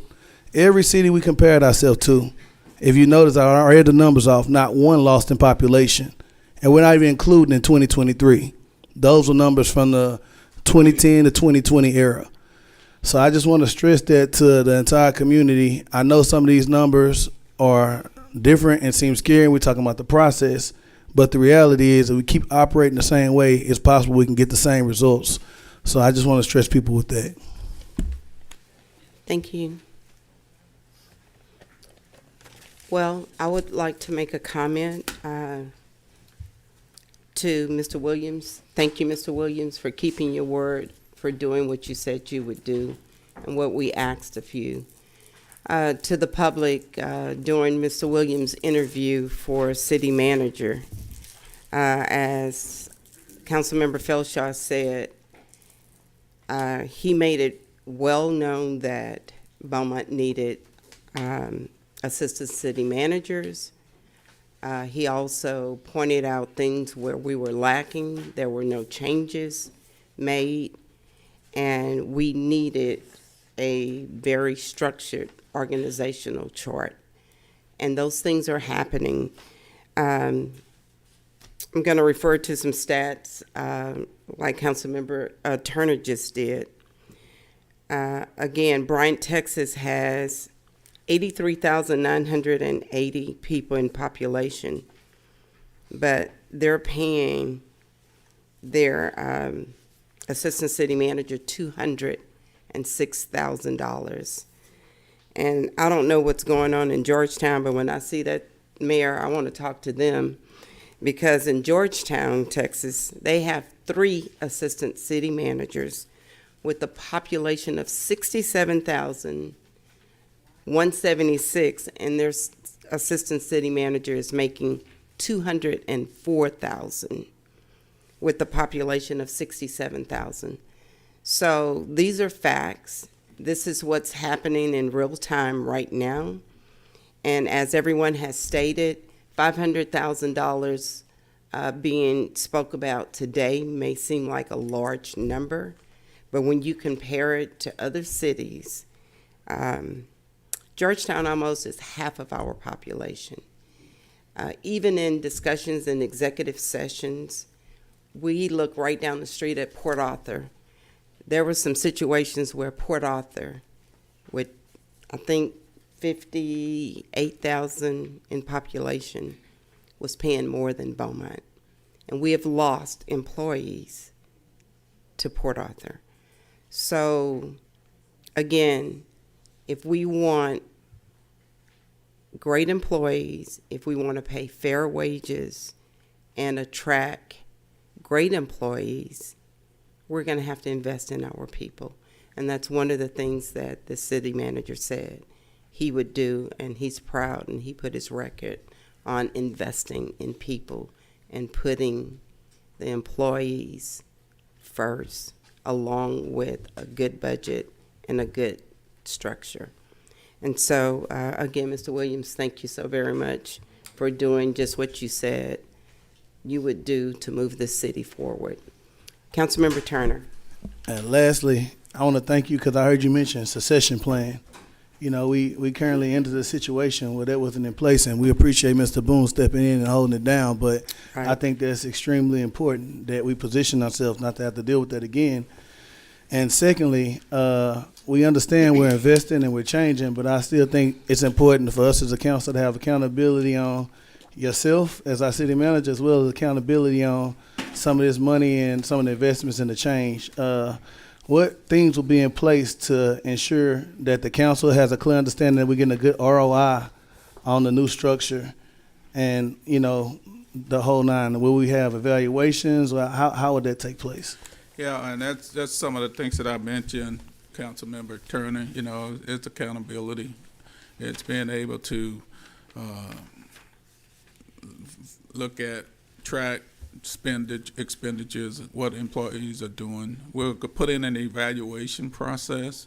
That's another major thing I like to do, where we evaluate every employee every year, where we can provide valuable feedback to that employee on their performance and what they need. But likewise, they can provide feedback to us, you know, which makes the organization better with that information. But, you know, it's putting things in place to where you can increase efficiency, productivity. I mentioned the things about the bond ratings and dollars there, but there are many things that can happen to do that. I'm not sure I answered your question, but Yeah, you did. Okay. You answered it. okay. Yeah. If I didn't, ask it differently or something. Thank you. Councilmember Felshaw. City Manager, I just one last thing from me. Through this process, I've come to understand a little better what we're doing. I may stand to be corrected, but I think the last time we had an assistant city manager was Kyle Hayes back 20-something years ago. And so I do believe that this probably is a new ideal for many people, having assistant city manager. So let me make a statement and you tell me if I'm right. Having an assistant city manager is not just about, rightfully so, helping to alleviate some of the burden on your office, to share the burden, to share the load. It's not just that, but it's to expand your office, expand the reach of your office to where you can reach further and do more than you could have ever done alone. Is that a fair statement? That's a very fair statement, Councilmember Felshaw. I couldn't have said it better myself. It gives us that reach, that ability to have more of an impact. throughout the organization and doing that. So, yeah, for sure, without a doubt, it certainly does that. Okay, Yeah. thank you. Thank you. And before we move on to our regular agenda, I would like to ask both of our new assistant city managers to please stand.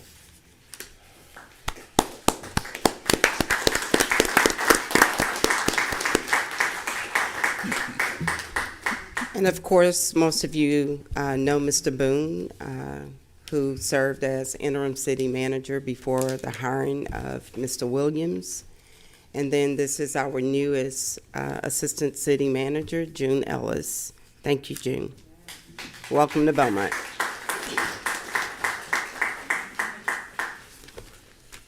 Okay, so this concludes the workshop, and Mr. Williams, I'm going to ask for the reading of item number 1, please. Thank you, Mayor. Council consider a request for a specific use permit to allow a vehicle storage facility in a GCMD General Commercial Multiple Family Dwelling District located at 1035 Grant Street. And that's a recommendation with the following conditions. The applicant shall be in conformance with all City of Beaumont police requirements. The applicant shall obtain an issued certificate of occupancy from building codes. 3, inoperable vehicles shall not be located outside of private property. And if applicable, any lighting installed on the property shall deflect away from neighboring residences. Thank you. You've heard the reading of item number 1. May I have a motion, please? So move for approval. Second. I have a motion and a second on the floor. Is there any discussion? All in favor, please signify by saying aye. Aye. Any opposed? The motion carry. May I have the reading of item number 2, please? Yes. Council consider a request for an abandonment of the alleyways in blocks 1, 2, 3, and 4 of the Calder addition and the right-of-way abandonment of the 600 block of Forest Street with the following conditions. All alleyways and street to be abandoned will be retained as utility and access easements. Pavement for abandoned portions of Forest Street will no longer be maintained by the City of Beaumont. Street lights in abandoned portions of Forest Street must be removed or transferred into a private account. And for any gate installed to restrict access to the alleys or abandoned street must be at least 12 feet wide with Knox padlocks for fire access. Thank you. You've heard the reading of item number 2. Is there a motion So move for approval. and a second? I have a Second. motion and a second on the floor. Is there any discussion? All in favor of approving item number 2, please signify by saying aye. Aye. Any opposed? The motion carried. May I have the reading of item number 3, please? Item 3, council consider an ordinance establishing the city communications department, parks department, and recreation department. This is the action item as a follow-up to the work session with the restructuring of the organization, but basically the creation of these departments by city council.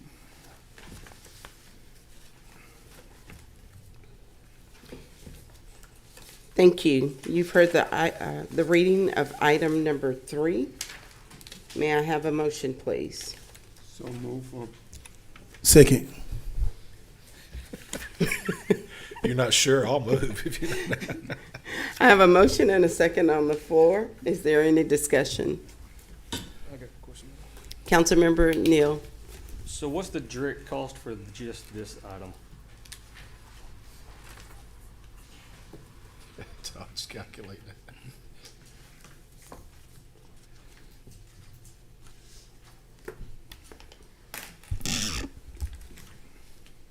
So really, the only cost with this item is the promotion of the 3 individuals from division managers to department directors, and including pension and all benefits, that extra cost is about $153,000. Yearly, or is that just for the remaining portion of this year? That would be yearly. Okay, thank you.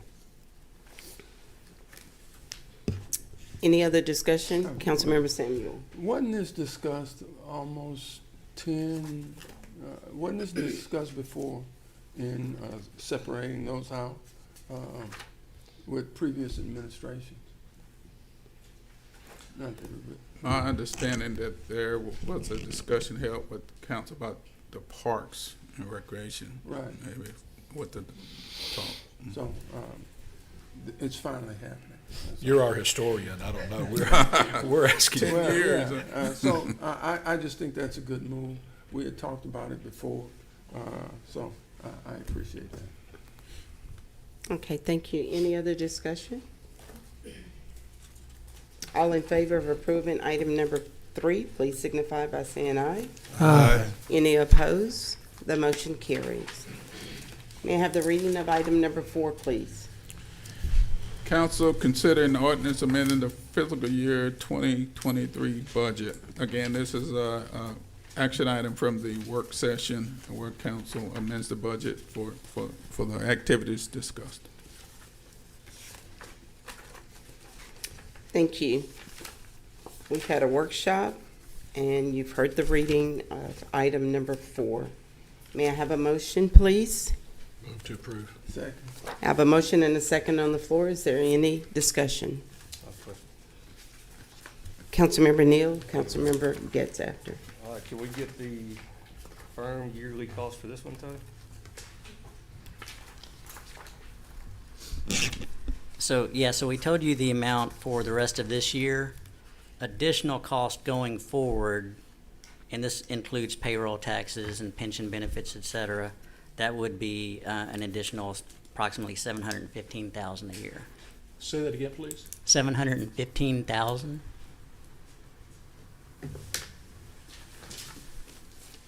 It would be $563,000 additional wages, and then we add 27% for benefits.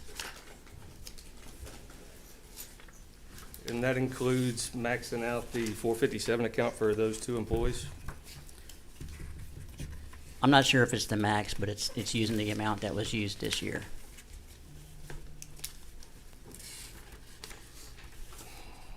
So, do these 2 new assistant city managers, there's no contract or no, No, there's no agreement or contract. okay. So I guess to help clean up the budget, though, one of the other things that we're gonna need to consider doing is going back and fixing the compensation plan. Because there is no category for those 2 employees. Right, and that's where the new salary survey, we would fix that. It would create an executive level category for them. Is there a way for us to add a category in there now until we get that? That way we are, I just don't think we're in line with what it says now.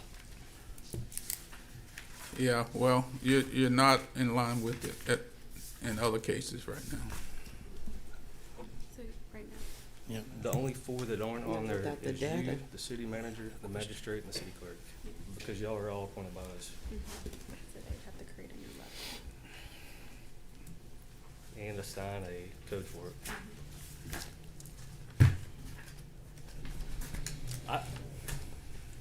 I'm looking for y'all's recommendation on that, because I just think it needs to be done to keep us in line with what the charter and the budget call for. Got a question. Councilmember Turner. Yeah, I agree and understand what Councilmember Neal is saying about being in line, but based upon what we just went over earlier, we have salaries that are already exceeding what we are comparing it to. So it's currently already not in line, correct? Yes, there are some employees that are above that salary grade as we speak before this action. And I agree that needs to be, that's not right to let that continue on either. So the process and I think that Chris is here, but the process for when you create a new position is you assign it a classification and category. This will obviously be a professional level, so you assign it a P8, P9, whatever the level would be, and then you would assign a salary range to it. That's not a a major thing. If council approves the budget amendment, that's just a clerical thing that can be done between HR and finance to add that to the budget. But you just, create a salary range for it and assign a code for it. So at what point will, even what was already previously not in line, will everything be updated? Well, Councilmember Neal said we can always be straight across the board on the right track. Because currently, like, even some of the salaries aren't correct in there. So I kind of like to see everything fluently flushed and updated and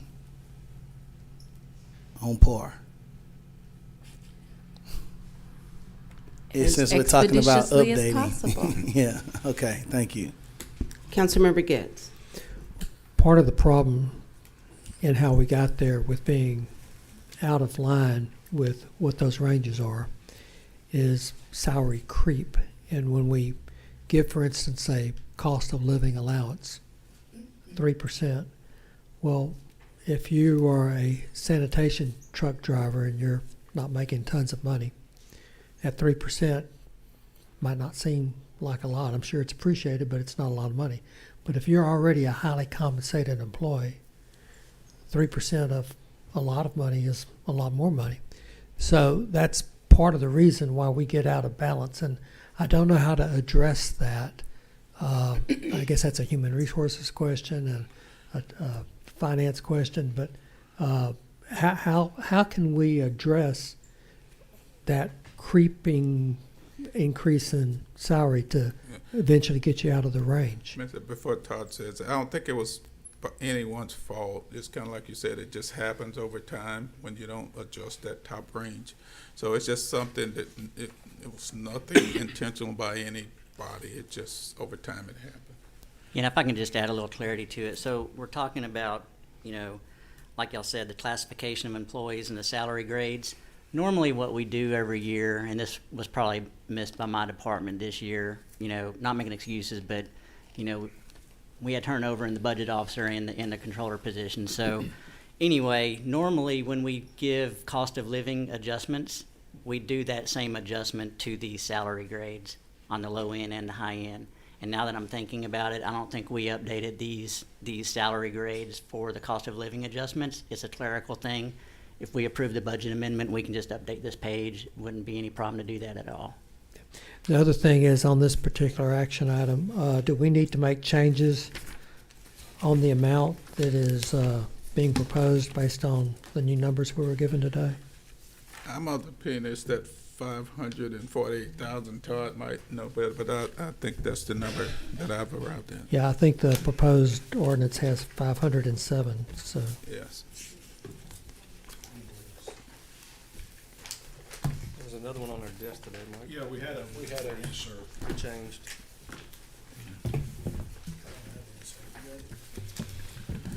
Did we get an insert? You had a 507, but then that number changed maybe this morning. As Todd examined it. It's 507 on the insert, It's 548. but it changed to 548. 548,000. Yes, that's the number. So do we need to correct the motion to say the right amount? Yes. Well, did we get a motion? The notification was given prior to the motion was made, so as long as the person who made the motion made it with the understanding that it was for 548 and not for 507, I believe that it's fine. And I believe Councilman Belshaw made the motion and he's aware. The motion stands.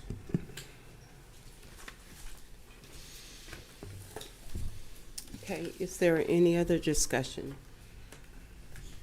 All in favor of approving item number 4, please signify by saying aye. Aye. Any opposed? Opposed. The motion carries. Thank you. Councilmember Neal, opposed. The motion carries. May I have the reading of item number 5, please? Yes, Mayor. Council consider a resolution authorizing the city manager to accept maintenance and authorize final payment to Greenscapes 6. This is on February 15, 2022 by resolution. City Council awarded the contract to Greenscapes of Baytown in an amount of $2,397,669 for the concrete pavement and repair. So this to be paid out of the capital program for street rehabilitation program. Thank you. You've heard the reading of item number 5. May I have a motion, please? Move to approve. I have a motion and may I have a second? Second. I have a motion and a second on the floor. Is there any discussion? Councilmember Turner. Just quick question. I noticed we said street improvements. I think the city of Beaumont does a lot of great work with some of the improvements we do, but if we can we put some of the work and the actions out on our platforms like social media where the citizens can actually see the results of the money that's spent, even if they don't live in that area? I think it's important that we show that. Okay, thank you. We'll do that. We do have it on the website. So the concrete pavement repair citywide phase 2, the entirety of the list of streets with the block ranges that have been done and when they were completed, we have that list on there. Can you email it to me, boy? Oh, absolutely. Thank you. Thank you. Any other discussion? All in favor of approving item number 5, please signify by saying aye. Aye. Any opposed? The motion carries. May I have the reading of item number 6, please? Council consider a resolution authorizing the lease of 39 vehicles with Enterprise FM Trust. And that's just to cover the leasing of vehicles and recommending approval of the resolution. Thank you. You've heard the reading of item number 6. May I have a motion, please? Move to approve. May I have a second? Second. I have a motion and a second on the floor. Is there any discussion?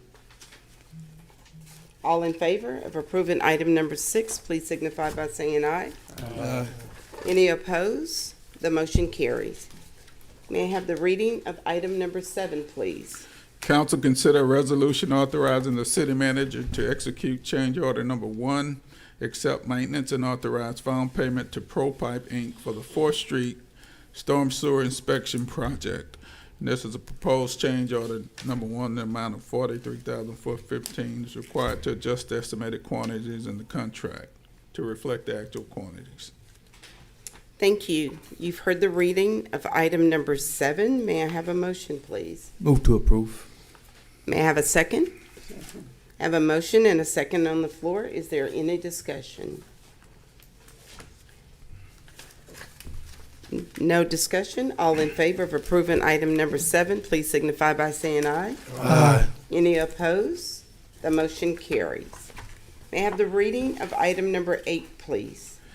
Council consider a resolution approving a contract with Ford Audio Video Systems, LLC of Houston, to replace the council chambers audio system for use in council chambers, the city website, and Channel 4 TV. This is basically to replace the current audio system, which is termed end of life, and the total project cost for the new system will be $67,308. Thank you. You've heard the reading of item number 8. May I have a motion, please? Move to approve. Is there a second? Second. I have a motion and a second on the floor. Is there any discussion? Councilmember Getz, Councilmember Felshaw. So when we're talking about end of life with regard to our audio system that we use to broadcast council meetings, what does that actually mean? It's actually apparently I'm losing my voice. You get emotional about this. It's actually the audio system here in council chambers. If you've noticed over the course of the last 6 months or so, there's been a lot of crackling, especially people at the podium. In an attempt to fix that, we have gone back to the vendor, and their response has been that equipment is no longer supported. We can't buy parts for it. We can't do anything else for it. We asked about adding 2 microphones. We can't add any additional microphones because the system is obsolete.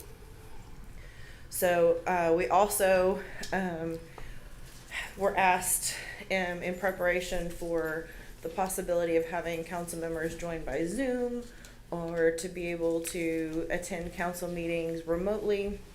Now we have in place the ability to do that, which, thank you so much, which we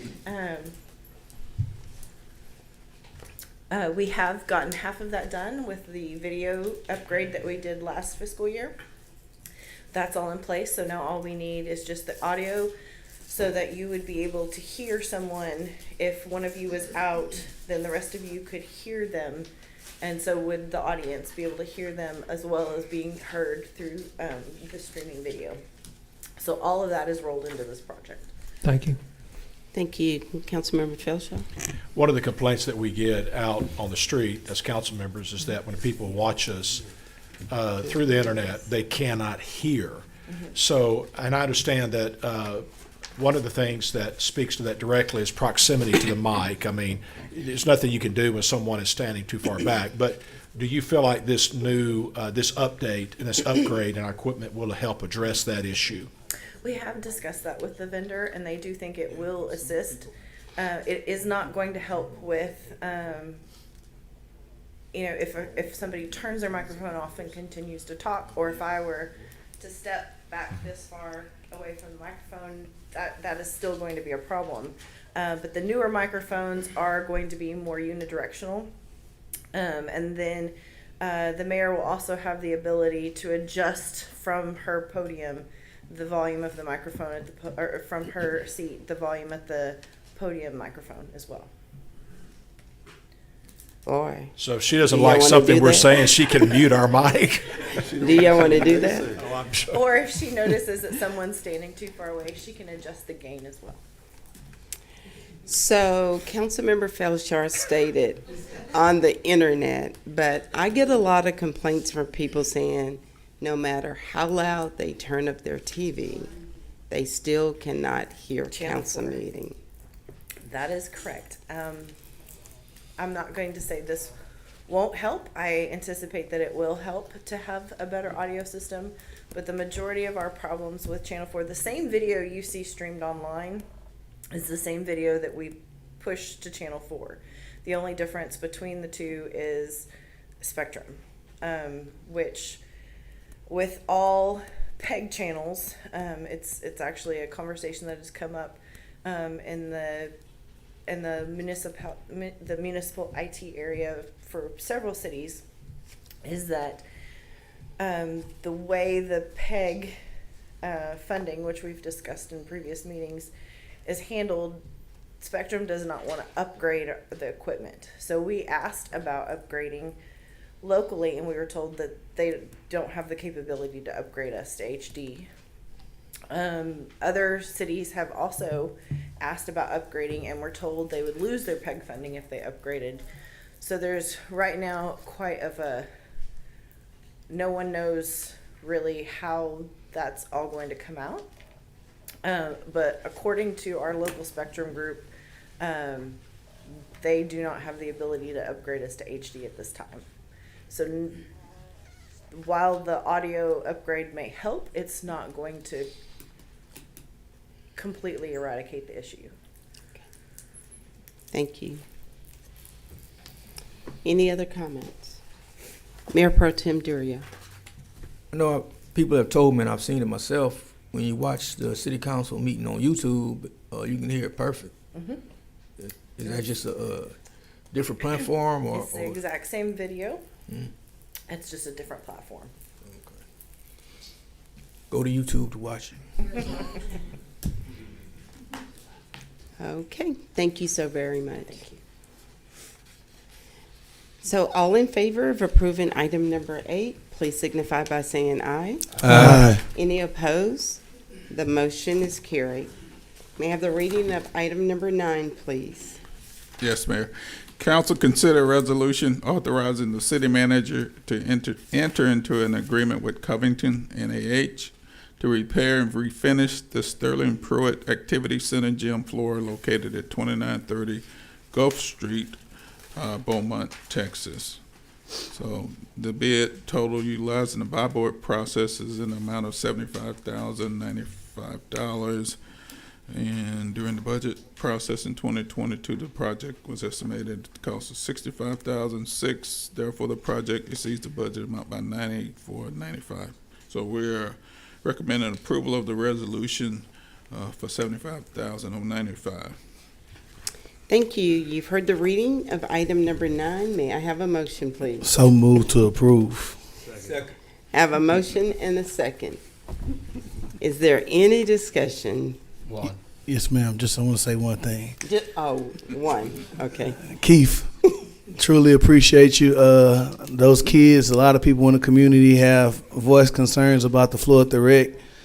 I noticed it said we haven't did it since 2015, and you know the average gym floor lasts 2 to 3 years before you got to kind of keep updating it. So I just want to say thank you. I know the kids appreciate it, the community appreciate it, and thanks to the council for, you know, considering doing this. Thank you. And Mayor Pro Tem Duria. Yeah, I remember sometime back when we did the basketball court at Rogers Park, and it has the City of Beaumont emblem on it. Sterling Pruitt will have it as well. That's a Keith question. But I would like to see the City of Beaumont colors and BMT in the middle if we can have a request, but that's a Keith question. It's not planned right now. I can check into it, be a change order on it. Yeah, we don't want to delay it. Just means more money. Yeah.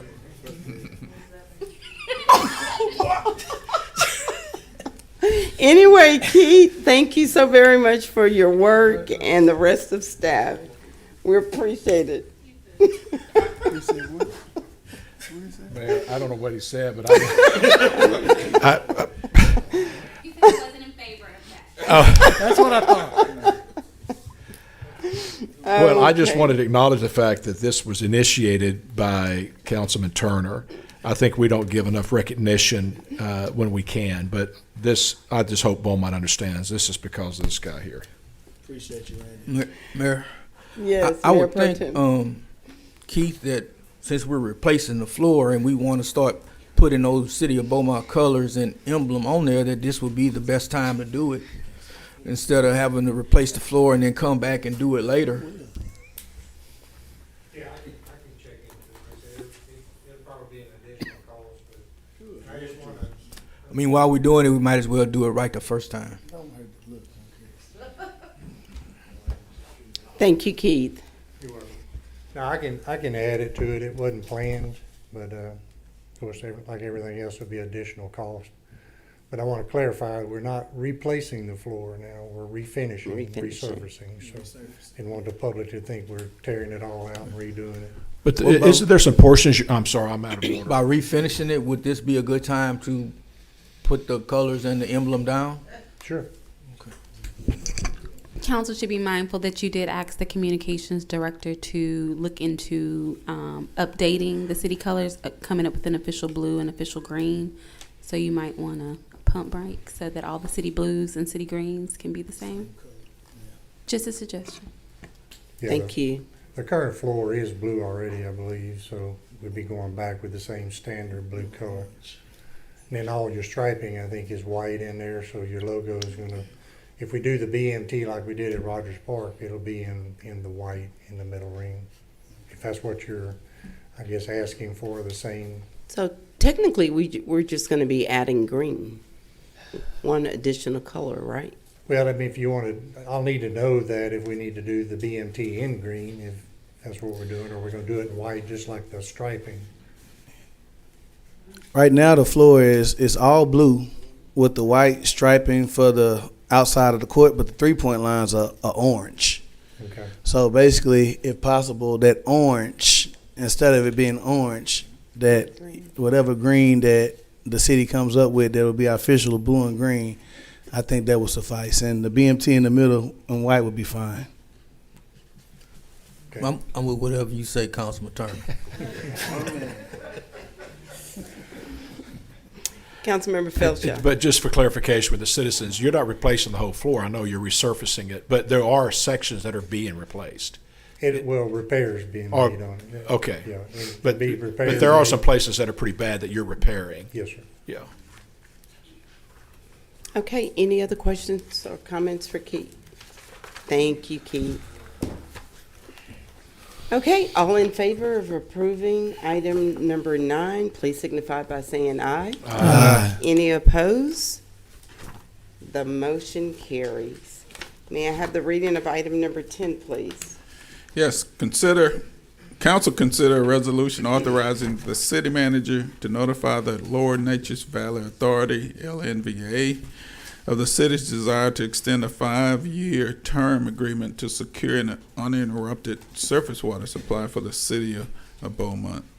City of Beaumont has 50 million gallons per day of run-of-river surface water rights from the Neches River, and I think that's just probably one of the more important things you'll do today, securing water. Thank you for the reading of the item number 10. May I have a motion, please? Move to approve. Second. Second. I have a motion and a second on the floor. Is there any discussion?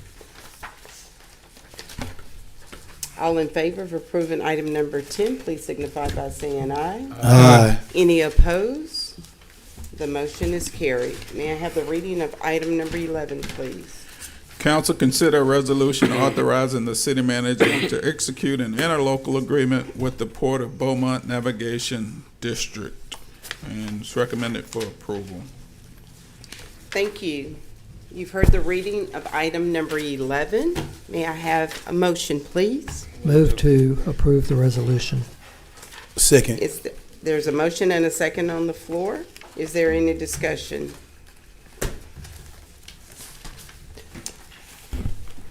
Councilmember Getz? I just want to comment on how important this is to our Riverfront Park project. By securing the former rail bed, we're going to actually be able to broaden the footprint of Riverfront Park.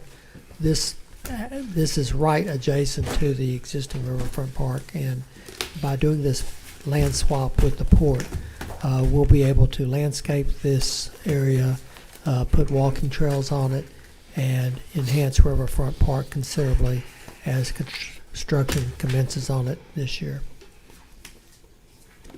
Thank you. Any other discussion? All in favor of approving item number 11, please signify by saying aye.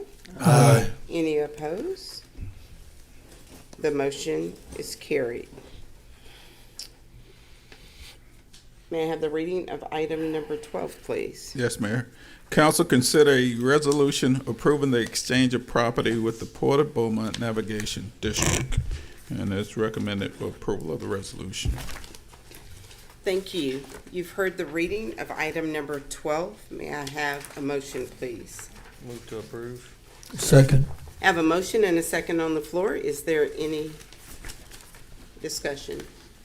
Mayor Pro Tem Durio. Yeah, just for the benefit of the public and sitting out there, what can somebody just explain to them what we're actually doing as far as trading properties with the port? Bart, you want to cover that? We're basically swapping the land by the remaining rail by Riverfront Park for a section of Sabine Pass Avenue between Blanchette and Emmett.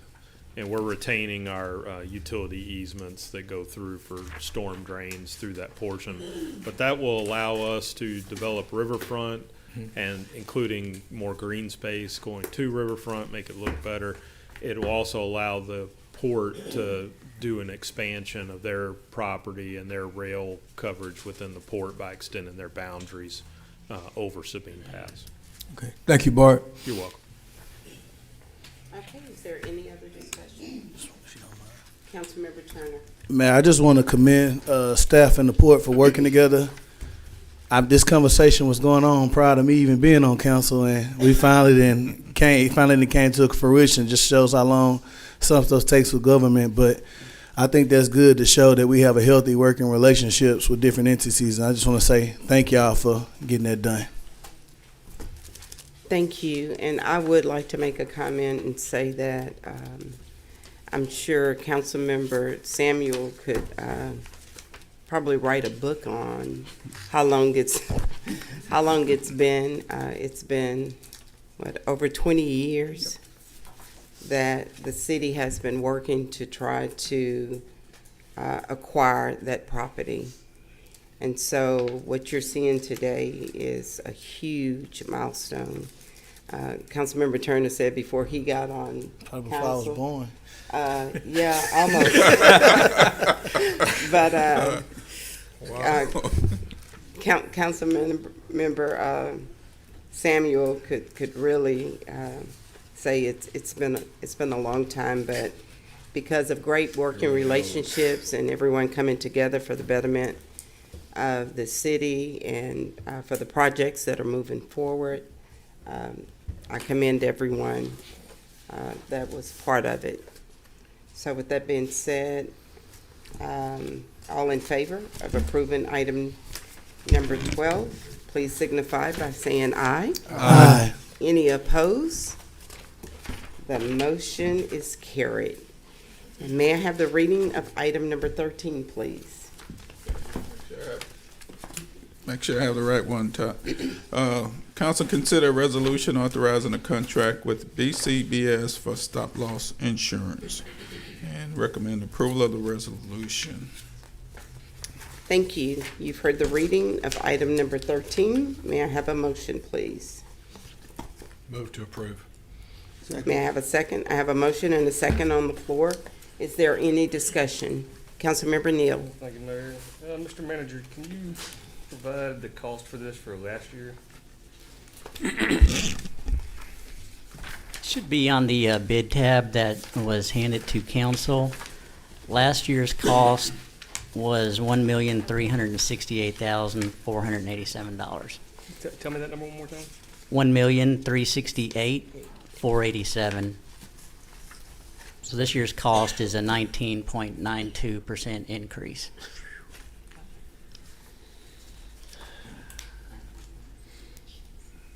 Thank you.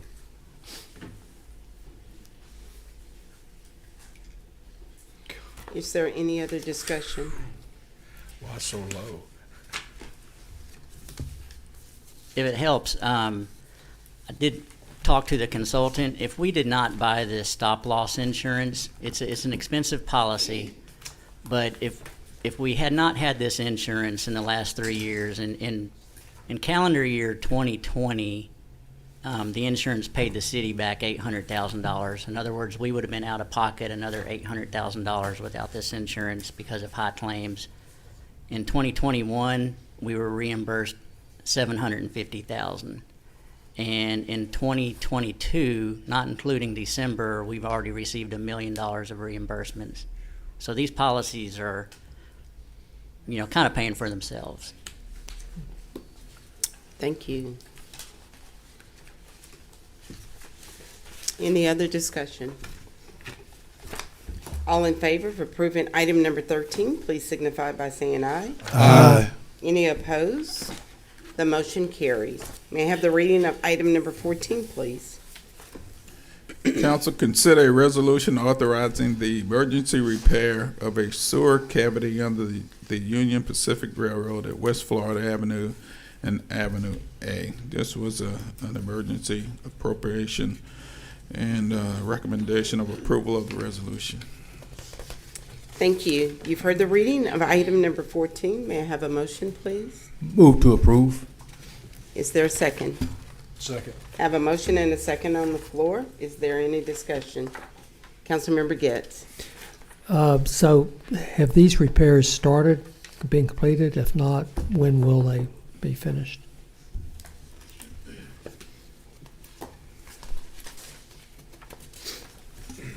Sorry, the repairs, no, they haven't started yet. We did procure a contractor in the middle of December.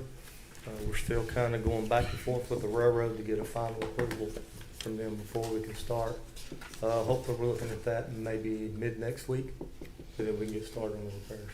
And how long do you think they'll take? 45 calendar days is what the contract's for. Thank you. Councilmember Turner and then Mayor Pro Tem Duria. I know that particular area. I got a call from a citizen about the rail not going up. I don't know if you can answer. Does this repair have something to do with the rail not going up in on that West Florida area? Maybe it was already addressed. The crossing guard. Yes, correct. I think it was down, and That I don't know if they have not sure one right of, there. because we actually have the road closed at that area. yeah, that's what I'm. Yeah, excuse me. Thank you. Okay. The road Yeah. being closed. My apologies. Yes, I got a it's call closed. in The reference road's to that. closed. We had actually found in July a cavity starting in the road, so we went and plated the road. And as it got closer time for school to start, When school buses traveling through there, we decided to go ahead and just close the road till we can get this repaired. Okay, understandable. Mayor Pro Tem? Is this on the Park Street side of Florida of the tracks, or is it on the Avenue A side? Actually, it's going all the way across. All the way tracks, across? All the way under the track. Under the track? Yes. I know it's already, he had, at first wasn't it on, right at Park? Yes, we had one point repair done in 21 at Park. At that time, we were able to televise the existing sewer and determined that it was deteriorating the top of the pipe. It's a 27-inch concrete pipe. Like I said, it's really getting thin on top. So we actually started in the works then on replacing this section under the track. In the process, just when the cavity started forming. Okay, all right. Thanks, Mike. Thank you. Any other comments? All in favor of approving item number 14, please signify by saying aye. Aye. Any opposed? The motion carries. Mrs. City Manager, will you please take us into the public hearing? Okay, Mayor, received comments related to the city submitted a grant application to receive operating assistance funding for the ZIP, formerly known as Beaumont Municipal Transit. To receive operating assistance funding. Okay, got it. Okay, so this, the public hearing is now open. At this time, do you have anyone that is asked to speak on it? No, ma'am, I don't have any at this time.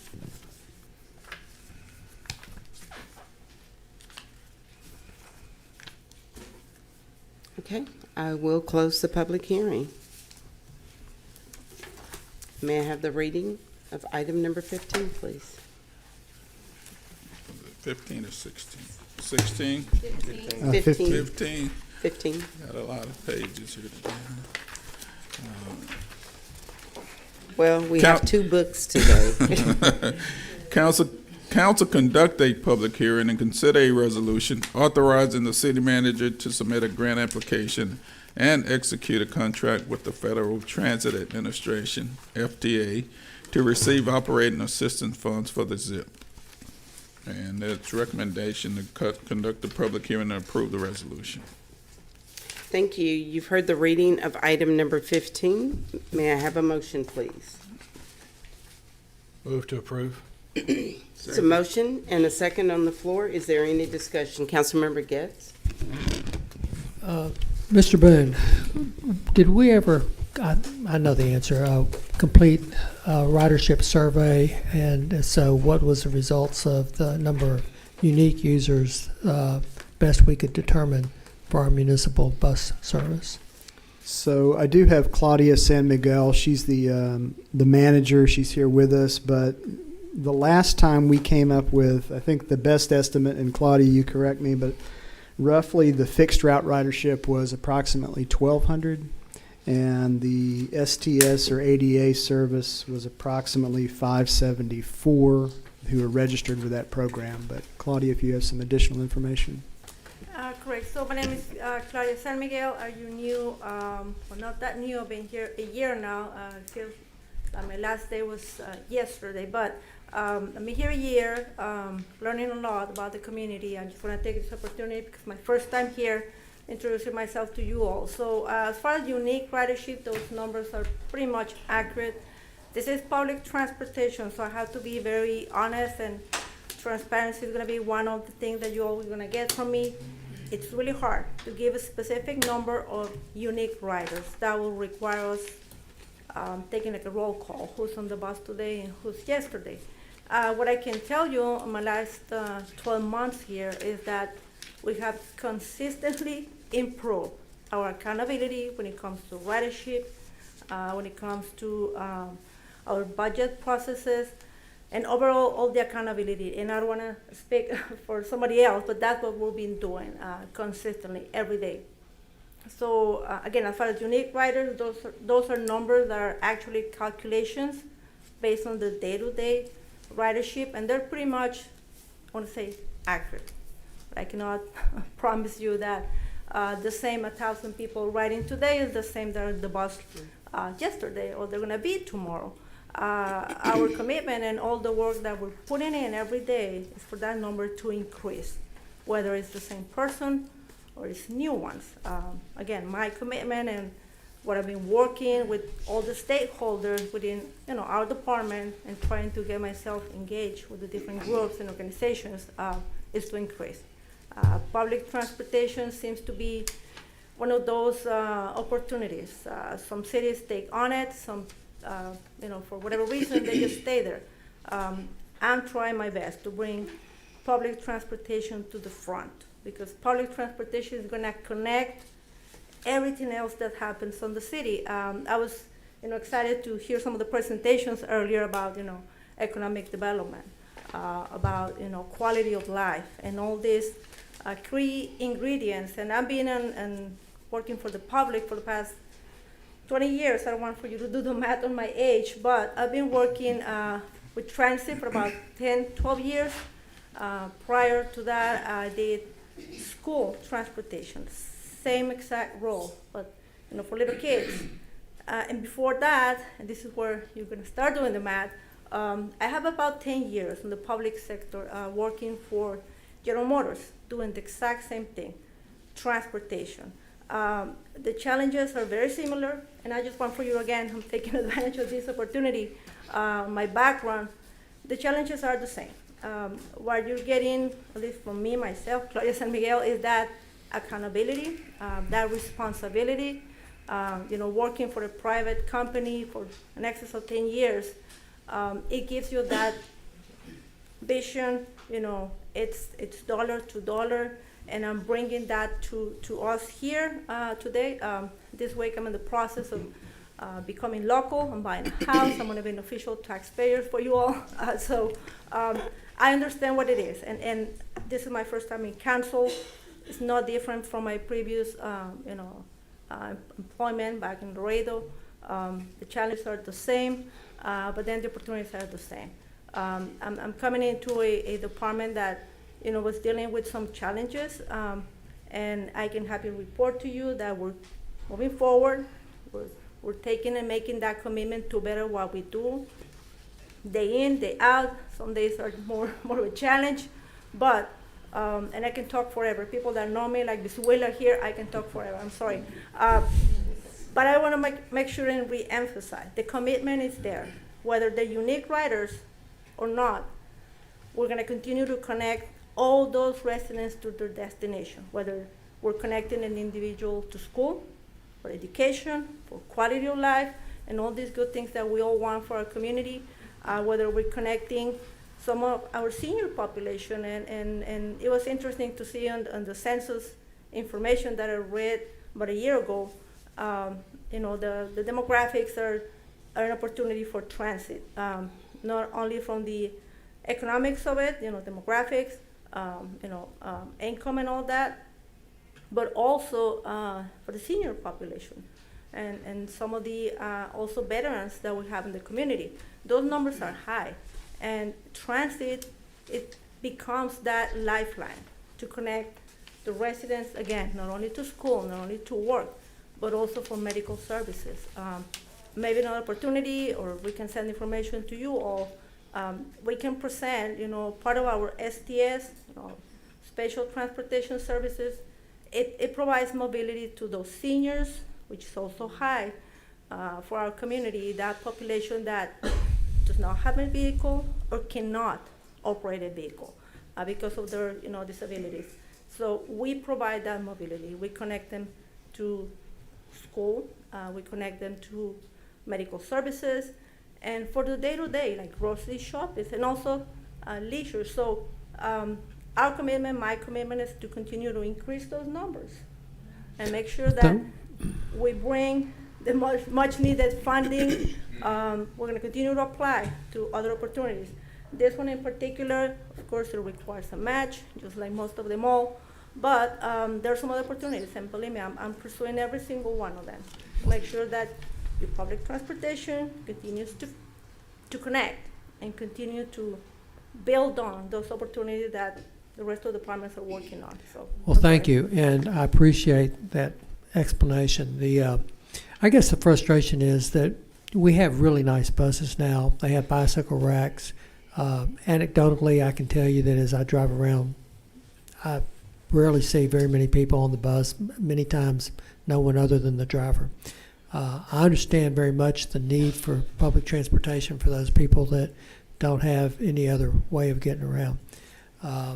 I would encourage us as a city to continue to think about alternative ways of transportation for these people.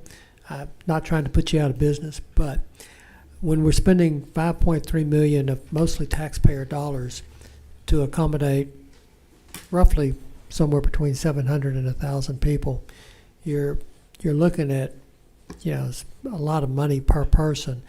And there may be alternatives out there. I've said this for many years. But I recognize we have a system right now in place. It's probably as good as it can be in terms of our buses, our quality. You can track buses now on your phone, as I understand it, to see where it is. I think that's tremendously helpful. So, I appreciate you coming into Beaumont and becoming a resident. Thank you. Thank you. Well, I would like to say welcome to Beaumont and look forward to working with you. And I started writing down 10 and 12, so I couldn't figure out your age. I couldn't do the math. But I would like to say you seem like you've come from an extensive transportation background, and thank you for stepping in, and hopefully you'll share some of your past experiences and your expertise with GM and the other jobs that you've had to grow our bus service, because we do. We have brand new buses, but of course, the bus system is used when you don't have your own private transportation. And like you said, if my car breaks today and I need to get on the bus, I may not need to ride the bus on Friday. So the numbers are going to always fluctuate. And so we do understand that, but thank you so very much. We appreciate you. Thank you. Okay. Any other questions? Okay, no other questions? All in favor of approving item number 15, please signify by saying aye. Aye. Any opposed? The motion carries. So at this time, we're going to make a change in our format, because we're going to go to citizen comments, because we have 2 executive sessions. We're going to have to recess to executive session, come back down, and then take a vote, and then go back to executive session. So you're welcome to sit and wait. We don't know how long we will be in executive session. And for those of you who care to wait, you're welcome to. And for those of you who do not stay and wait, thank you for coming out for this first year city council meeting. So at this time, if you have not already done so, please fill out the green slip to the back of the room. Hand it to the clerk to the front of the room. She will call your name when it's time for you to speak. You will have 3 minutes to speak. And right now, I don't have that button where I can turn your mic off. So I would please ask if you would please stay within the 3 minutes. And the red light will come on at the end of your 3 minutes. Janet Pollard, 5320 Phelps Road, Beaumont, Texas.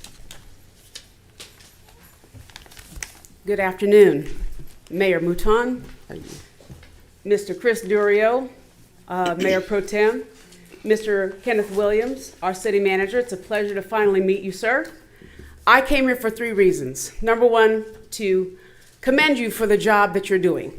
Number 2, to thank you for the things that you're planning. And number 3, I want to encourage you to be of good faith. God is always going to find a way to make things possible. We've got new blood coming into our city. I am not a long-term citizen. I came here almost 10 years ago with my husband, who is originally from Beaumont. We both retired from the fire service in Portsmouth, Virginia, a city very much similar to Beaumont. Portsmouth was a small port city that was booming at one time, did exceptionally well post-war, and then suddenly in the late 70s and into the 80s started to dwindle. Businesses closed, people moved away. We went from 130,000 down to 90,000 when I left Portsmouth.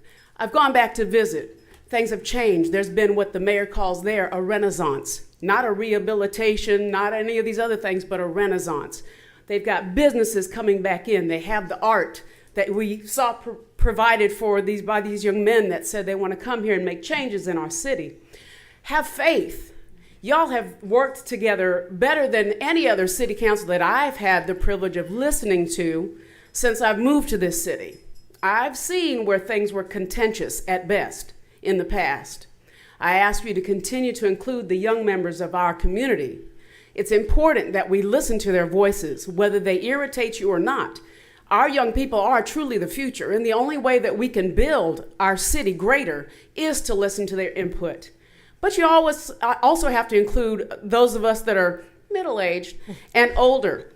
I have a sister-in-law who has special needs. I have become her full-time caregiver.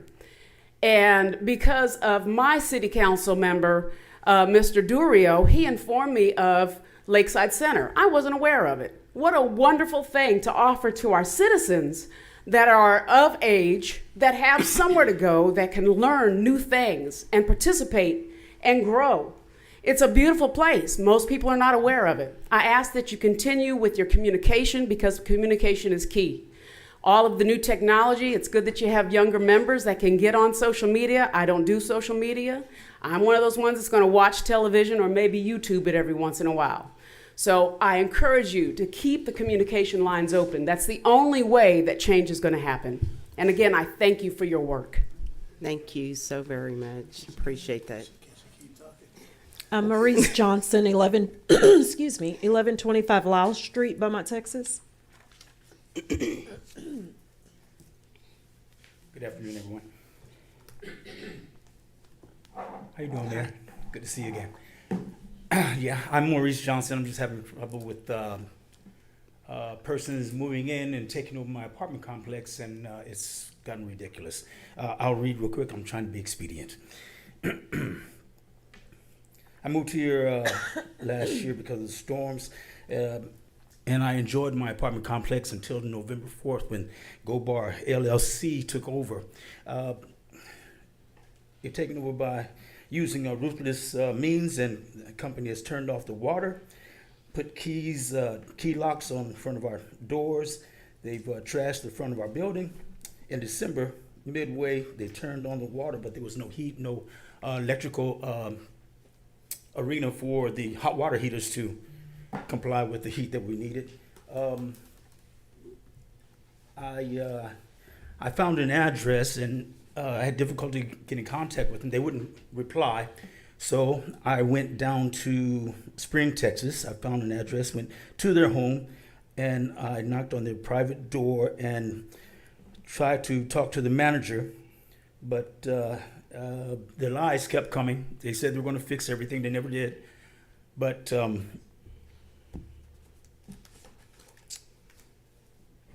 they said the heater was broke, but the heater was not broke. It just didn't have electrical power. Okay. But the manager did try to tell me she was in Beaumont, Texas, but I told her I wouldn't leave her yard until she showed up. She showed up in 10 minutes, and I asked her, did she have a jet? But the thing is, it's not fair to us that we have to get out of our bed, leave out of our home, sling our Johnson over the railing, and, urinate. At 11 p.m. and 6 p.m. it's very hard in Beaumont to find a place to have bowel movement. We are under fire. She's sent us vacate notice, well, myself. And then today I was hit by a sheriff saying that I have a court date on the 26th.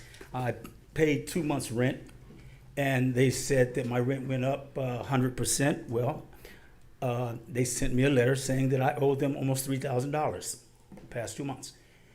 and I don't really feel like moving. I do like the city of Beaumont, but I really need somebody to tell me what I can do. Is there a fight for me? I have a daughter at LSU that couldn't come visit me during the holidays. Mother and father, 89 and 85, that could not come visit me during the holidays. And it's been very difficult on my mind. And I'm an ex-Marine, and my PTSD is really booming right now. And I just really need some help. I need guidance. I don't know all my rights, but here I am today. Thank you very much. Thank you, sir. Will Jenkins, 5670 Calder, Beaumont, Texas.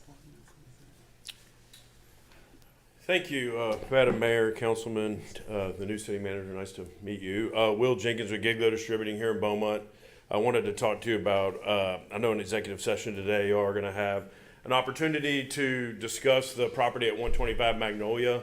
It is currently we share what would be Giglo Distributing shares what would be almost a zero lot line situation there. We recently had some changes in our business that required some more square footage.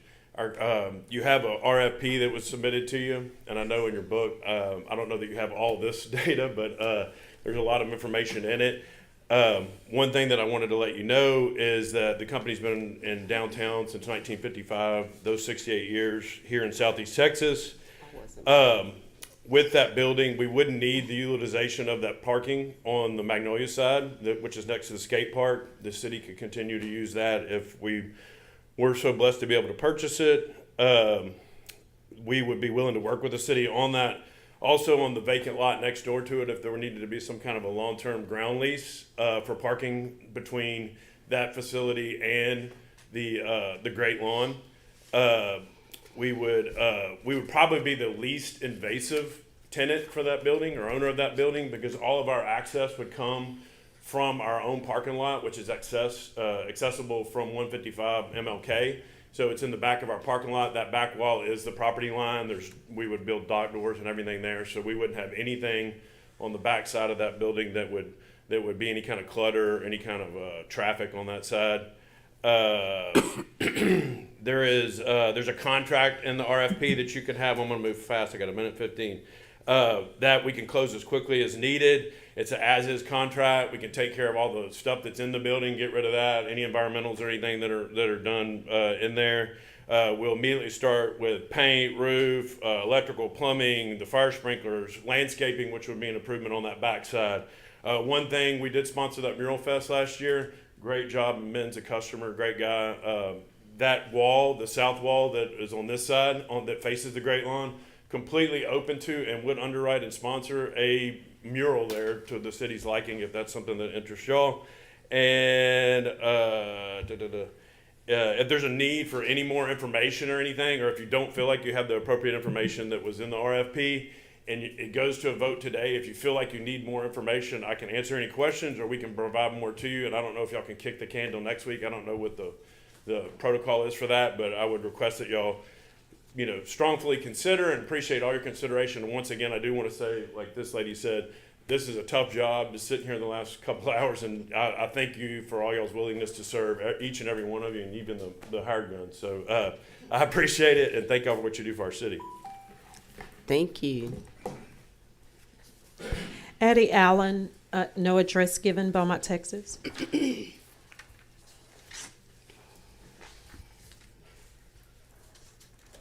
Good afternoon. God has been good to all of us, and I wish you a happy new year, because I think this is the first session this year. So happy new year to each of you. Thank you for your service. Now for my notes, and I'll try to be really brief. Thank you, Mr. Williams, for an organizational structure, and I hope that we have a benchmark soon to show us what the progress has been. On number 13, and I wasn't on the regular agenda, the comments for the regular agenda, but the insurance for the city of Beaumont, are we insured or self-insured? And the reason I'm asking is because with the stop loss being so expensive, I hope that there is an employee assistance program that'll help probably minimize that. I used to do that kind of stuff, and I don't want a job. Okay, number 15, I know that last summer there was a request for ridership for a 6-month study. So like Succession, who is watching the shop? If you got a new employee, there should be some information that's passed on. There were 8 buses purchased, and that was a lot of money. And just want to know, when an old employee leaves, there should be something that can be provided to a council person that's asked for that information. Citizens, and that involves me and a lot of other people. We talked about the bond rating during the budget period. So I'm not hearing a lot about what's being done for the citizens. For example, the children.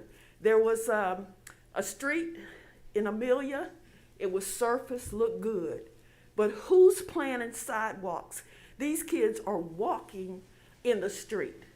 Over by Beaumont United, we gave them accolades for being good in basketball. But those kids don't have sidewalks in front of Beaumont United or going to the library.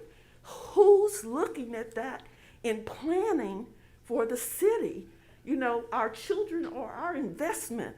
They don't need to be standing in the street waiting for their bus or their parents. The other thing that I'd like to mention, the city's charter says that you're responsible for sidewalks and streets. And on page 33, number 14 of the ordinance, who's looking at that?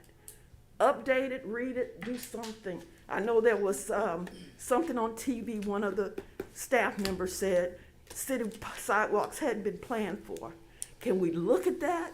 That's important. On my street, I have to walk in the street. Thank you. Thank you for your service. Vernon Durden, 16436 Westbury Road, Beaumont, Texas.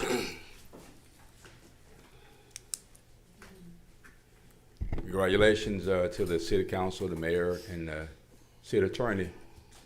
And now to the city manager. Thank you for your deep dive. I think when you first came, I mentioned to you that the city was losing population, and there's been a lot of talk about the charter being looked at, and also you seem to be addressing those things. So one thing you did not put in your estimate was for security detail.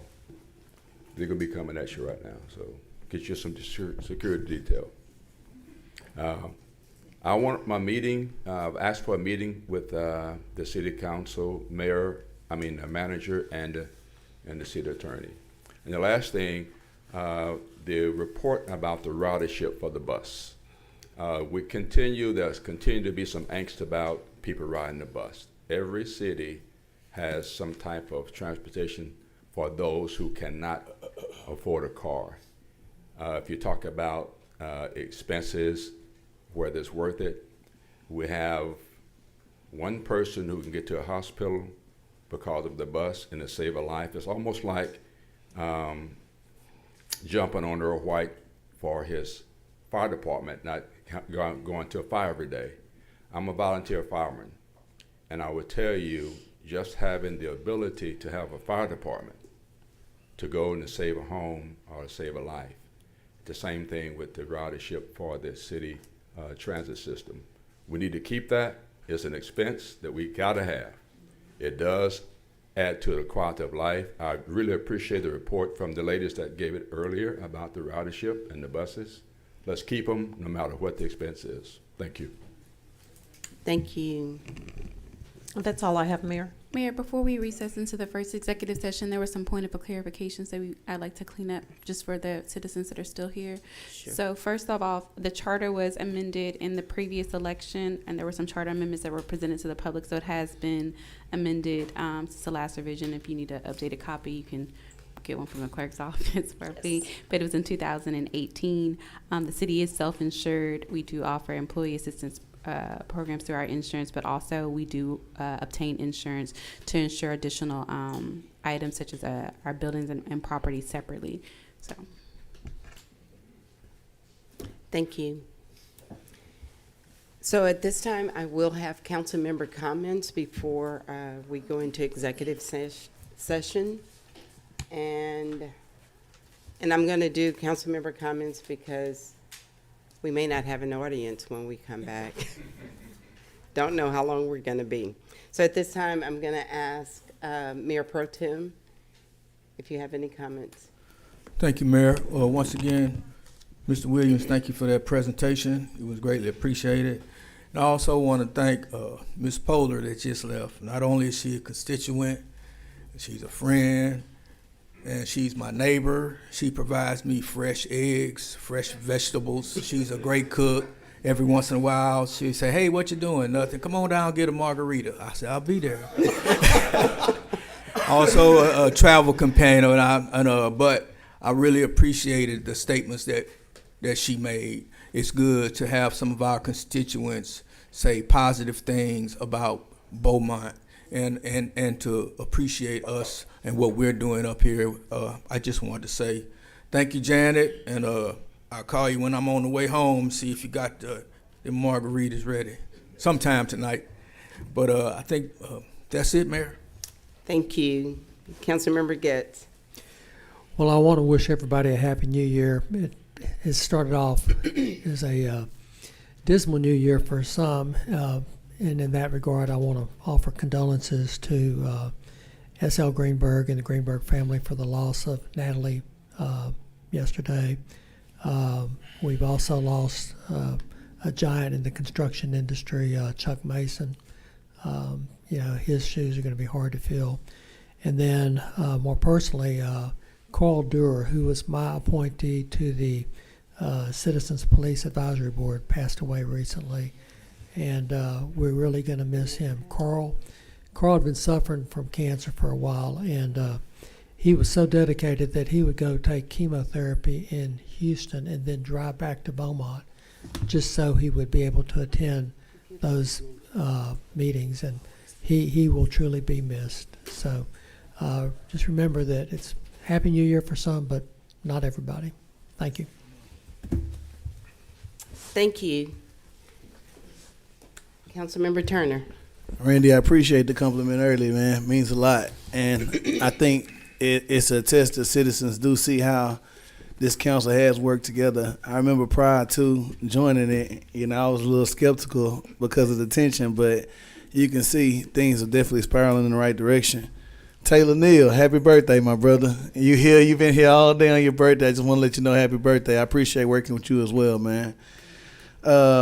Like I said, we've been on holiday. It's good to get back to action and see everybody again. It felt good to be here today. As soon as I got my packet, Kenneth Williams will probably tell you I emailed him that same night about something I didn't see on there. And Chris, next time your neighbor cook, man, make sure you invite me. Not the margaritas, but for the food. And lastly, it's an idea I seen in Houston, Texas, with the job shortage that we have, as well as filling some of the slots in the city of Beaumont. They put QR codes in their city facilities as well as their bus stops. So if possible, can we look into that? I know that's pretty cost efficient. It's not high to create the paperwork with a QR code, so people who are looking for employment, they can find it right here with what we have to offer at the city of Beaumont. I think that'll be a good idea. It's real quick. Once you take a picture of it, it brings you straight to the application. So hopefully it's something we can look into. Thank you. Councilmember Felshaw. Thank you, Mayor. As been said, Happy New Year, happy birthday, Taylor, and Mr. Ellis, welcome to Beaumont. Thank you. You want to go back? I'll also say Happy New Year, happy birthday. I also want to extend condolences to the family of former council member John K. Davis. He died as of yesterday. So thank you. Thank you. And birthday guy. No comment, Mayor. Thank you. Okay. So, Mr. City Manager, comment? Yes, just a few. I'd like to thank Chris and June for having confidence in me coming to Beaumont and work and for the great things we're getting ready to do. Also, I'd like to thank the council for your vote of confidence today, and we're getting ready to to implement what you have faith in, and our goal is to accomplish it and give you regular feedback on the progress of what we're doing. And Councilmember Durio, glad to see you're feeling better. We're concerned about you, and happy birthday, Taylor. Thank you. And City Attorney Reed. I want to offer my condolences to the Mason and the Davis family. Happy birthday to Taylor and welcome, Mr. Ellis. But also today is my 1-year anniversary with the city in this position, and I'm excited for that. I know. It's been fun. But on a much, much lighter and exciting note, I want to say Happy Founders Day to the amazing and distinctive women of Delta Sigma Theta sorority as we are celebrating our 110th year. There are others, but you know, the ones that matter are always recognized. Yesterday. We look forward, only forward. J13 is loaded. So, Councilmember Samuel, you have a comment? No, she said, I can't say Happy Founders Day for yesterday, so It's only Phi for Beta Sigma Founders Day yesterday. Okay. moving forward. Well, I would like to say, Taylor, happy birthday. Also, to Mr. Williams, thank you again for the structure of the chart, which was given today publicly. But of course, as I said in your interview, you have done what you said you would do. I would also like to give condolences to the Greenberg Mason and to former council member John Davis. And also, if you have not seen the commercial to request your form for your 10% discount for your water as a senior citizen, please do so. It's a savings to you. It is something that the city has provided, and if you don't request it, it's not automatically done, so make sure that you request your form. You could make a phone call and we'll get it in the mail to you. So please request that form so that you get the 10% discount that you're entitled to. Also, sidewalks were mentioned today, and particularly in Ward 4, where Beaumont United is. At the time when I was Ward 4 council, it was Ozanne High School that I was advocating sidewalks for, along with the late Councilwoman Get Right. And so that is something that has long been needed because of the safety of the students there. It's a 4-lane road. It's very, very busy. So busy sometimes I avoid it because I live not far from there.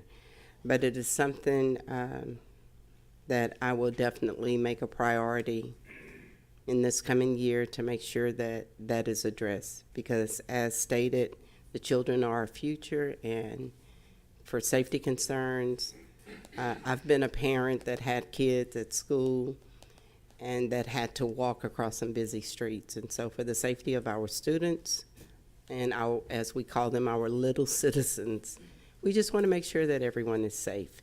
And so that will be a priority for myself and hopefully for this council.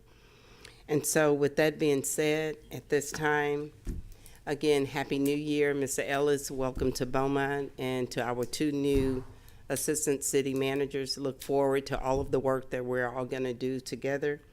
And we're going to recess into executive session, and hopefully we won't be too long.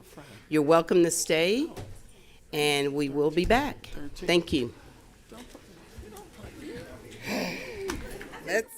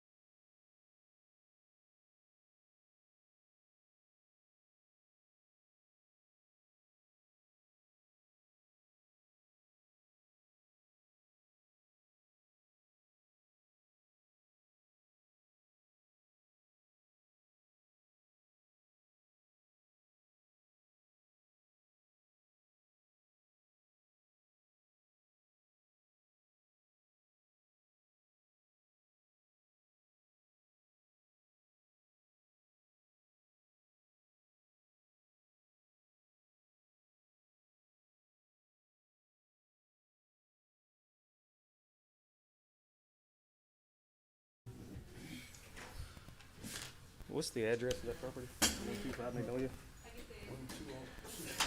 Somebody's got to make a motion though for, it's right here. I just saw it. there. Yeah. 125. 125. I got her. Magnolia? Are you making?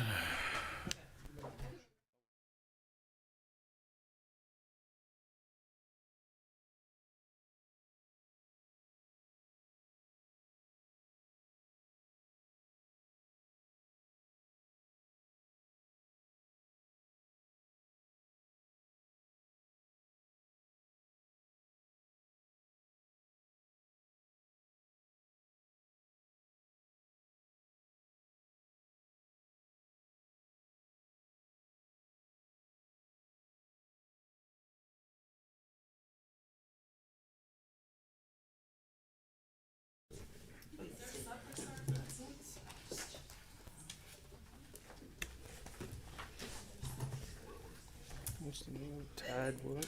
Tidewood? Oh, this is 16.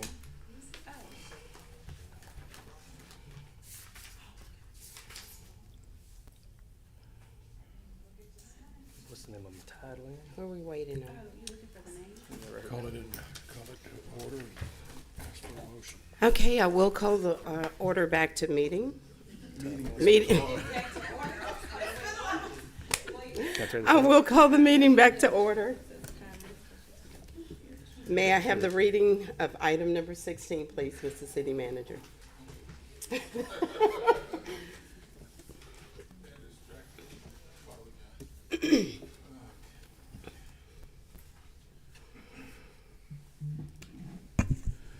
Council consider a resolution authorizing the city manager to enter into negotiations for the sale or lease of the property at 125 Magnolia.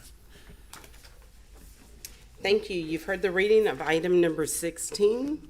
May I have a motion, please? I'd like to move that we authorize the city manager to enter into contract negotiations for the sale of the property at 125 Magnolia to Tideland Specialty LTD and Giglio Distributing. Second. I have a motion and a second on the floor. Is there any discussion?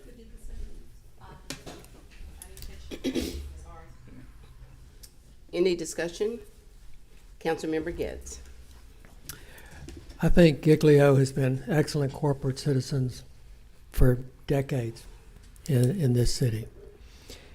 I appreciate all that y'all have done for the city in the past and what y'all are going to do in the future. However, there's a vision here to do something tremendous with downtown. We have the opportunity to invest with a group that has demonstrated a vision to put something in that facility unlike anything we have here in Beaumont right now. Not another warehouse, but a sustainable food stores, partnering with the Southeast Texas Food Bank, a craft kitchen, a concept kitchen, if you will,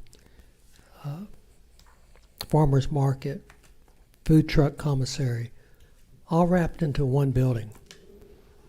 The only question that we really have is, are they financially able to pull it off?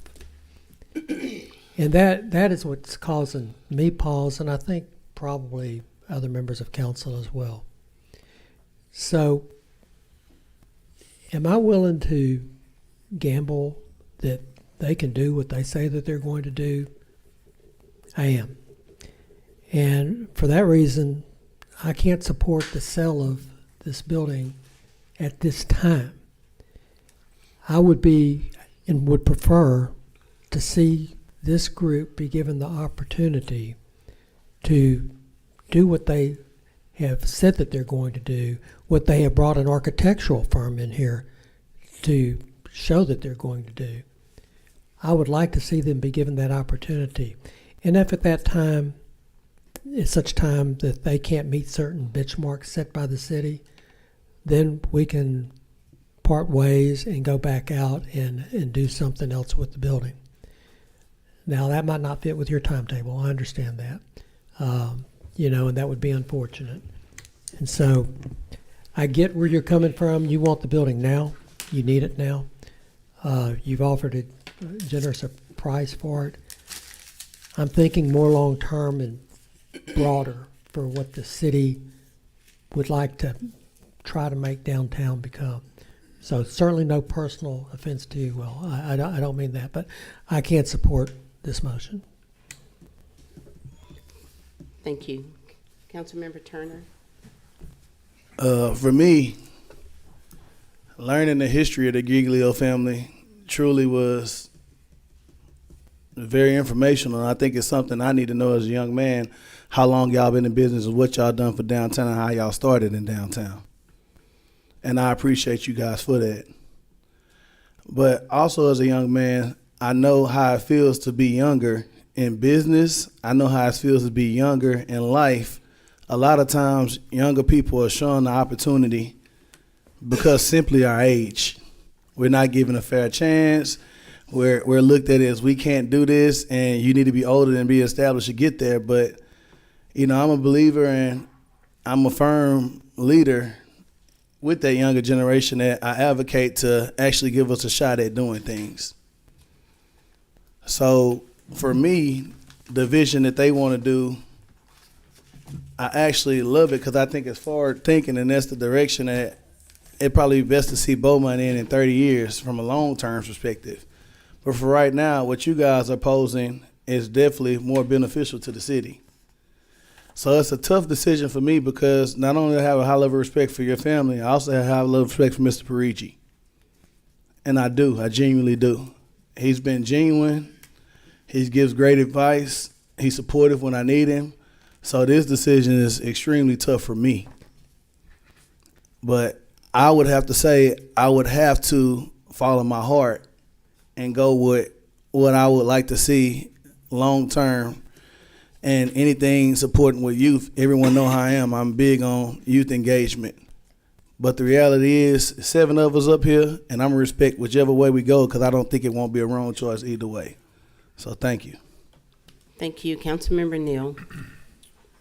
I'm good now, Mayor. Thank you.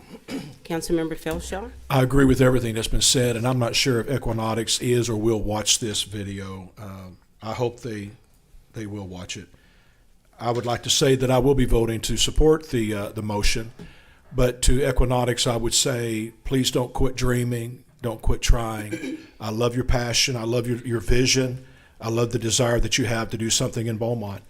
And when I can, I want to do everything I can possibly do to encourage the younger demographic to step out and to take a risk. I have to balance that, though, with my responsibility to the citizens of Beaumont and do what I think is right for them financially and every other way. And so I know what it's like to be young and to start out with a dream. I know what it's like to try hard and work hard. But just remember that delay is not denial. It just means perhaps there's a better pathway for you. So I will be supporting this motion. Anyone else would like to say something? Well, I would like to say that everything that has been said, it's no wrong to what has been said. Equinotics has a great vision. They have a great dream. But the way I see it is because it's so great, it can be placed anywhere in this city. It's not subject to that warehouse.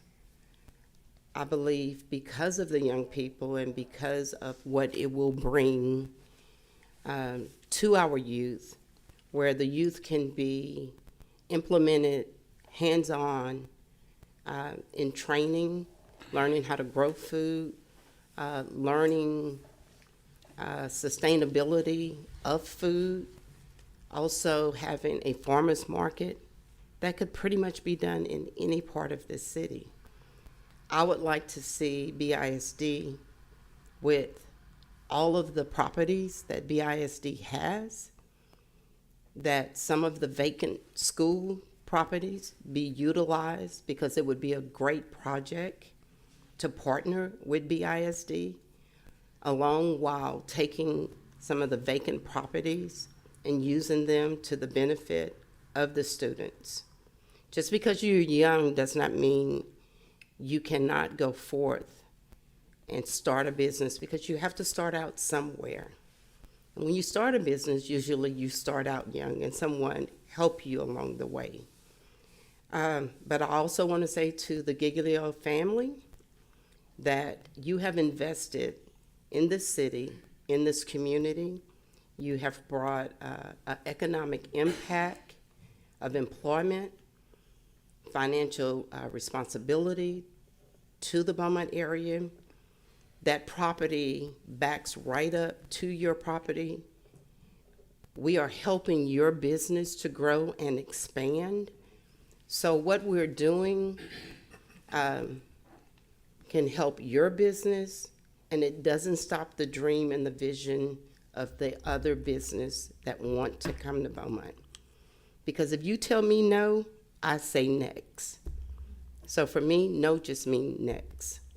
And it's no today for some council members, but it doesn't stop the dream and it doesn't stop the vision of the other group that applied. So at this time, this is the discussion, and I'm going to ask all that is in favor of supporting and approving item number 16, please signify by saying aye. Aye. Oppose? Nay. The motion is carried.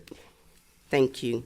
So at this time, we will recess into our second executive session. We're going to go back to executive session, and we're going to recess. You're welcome to come back. Stay down here. You're welcome to stay and wait. We're not coming back? But they can still stay if they want to. They can still stay. Well, we're going to come back and take a vote. No, we already voted. Mayor, we're done. Okay, we're done. That concludes our meeting. I am so sorry. Thank you.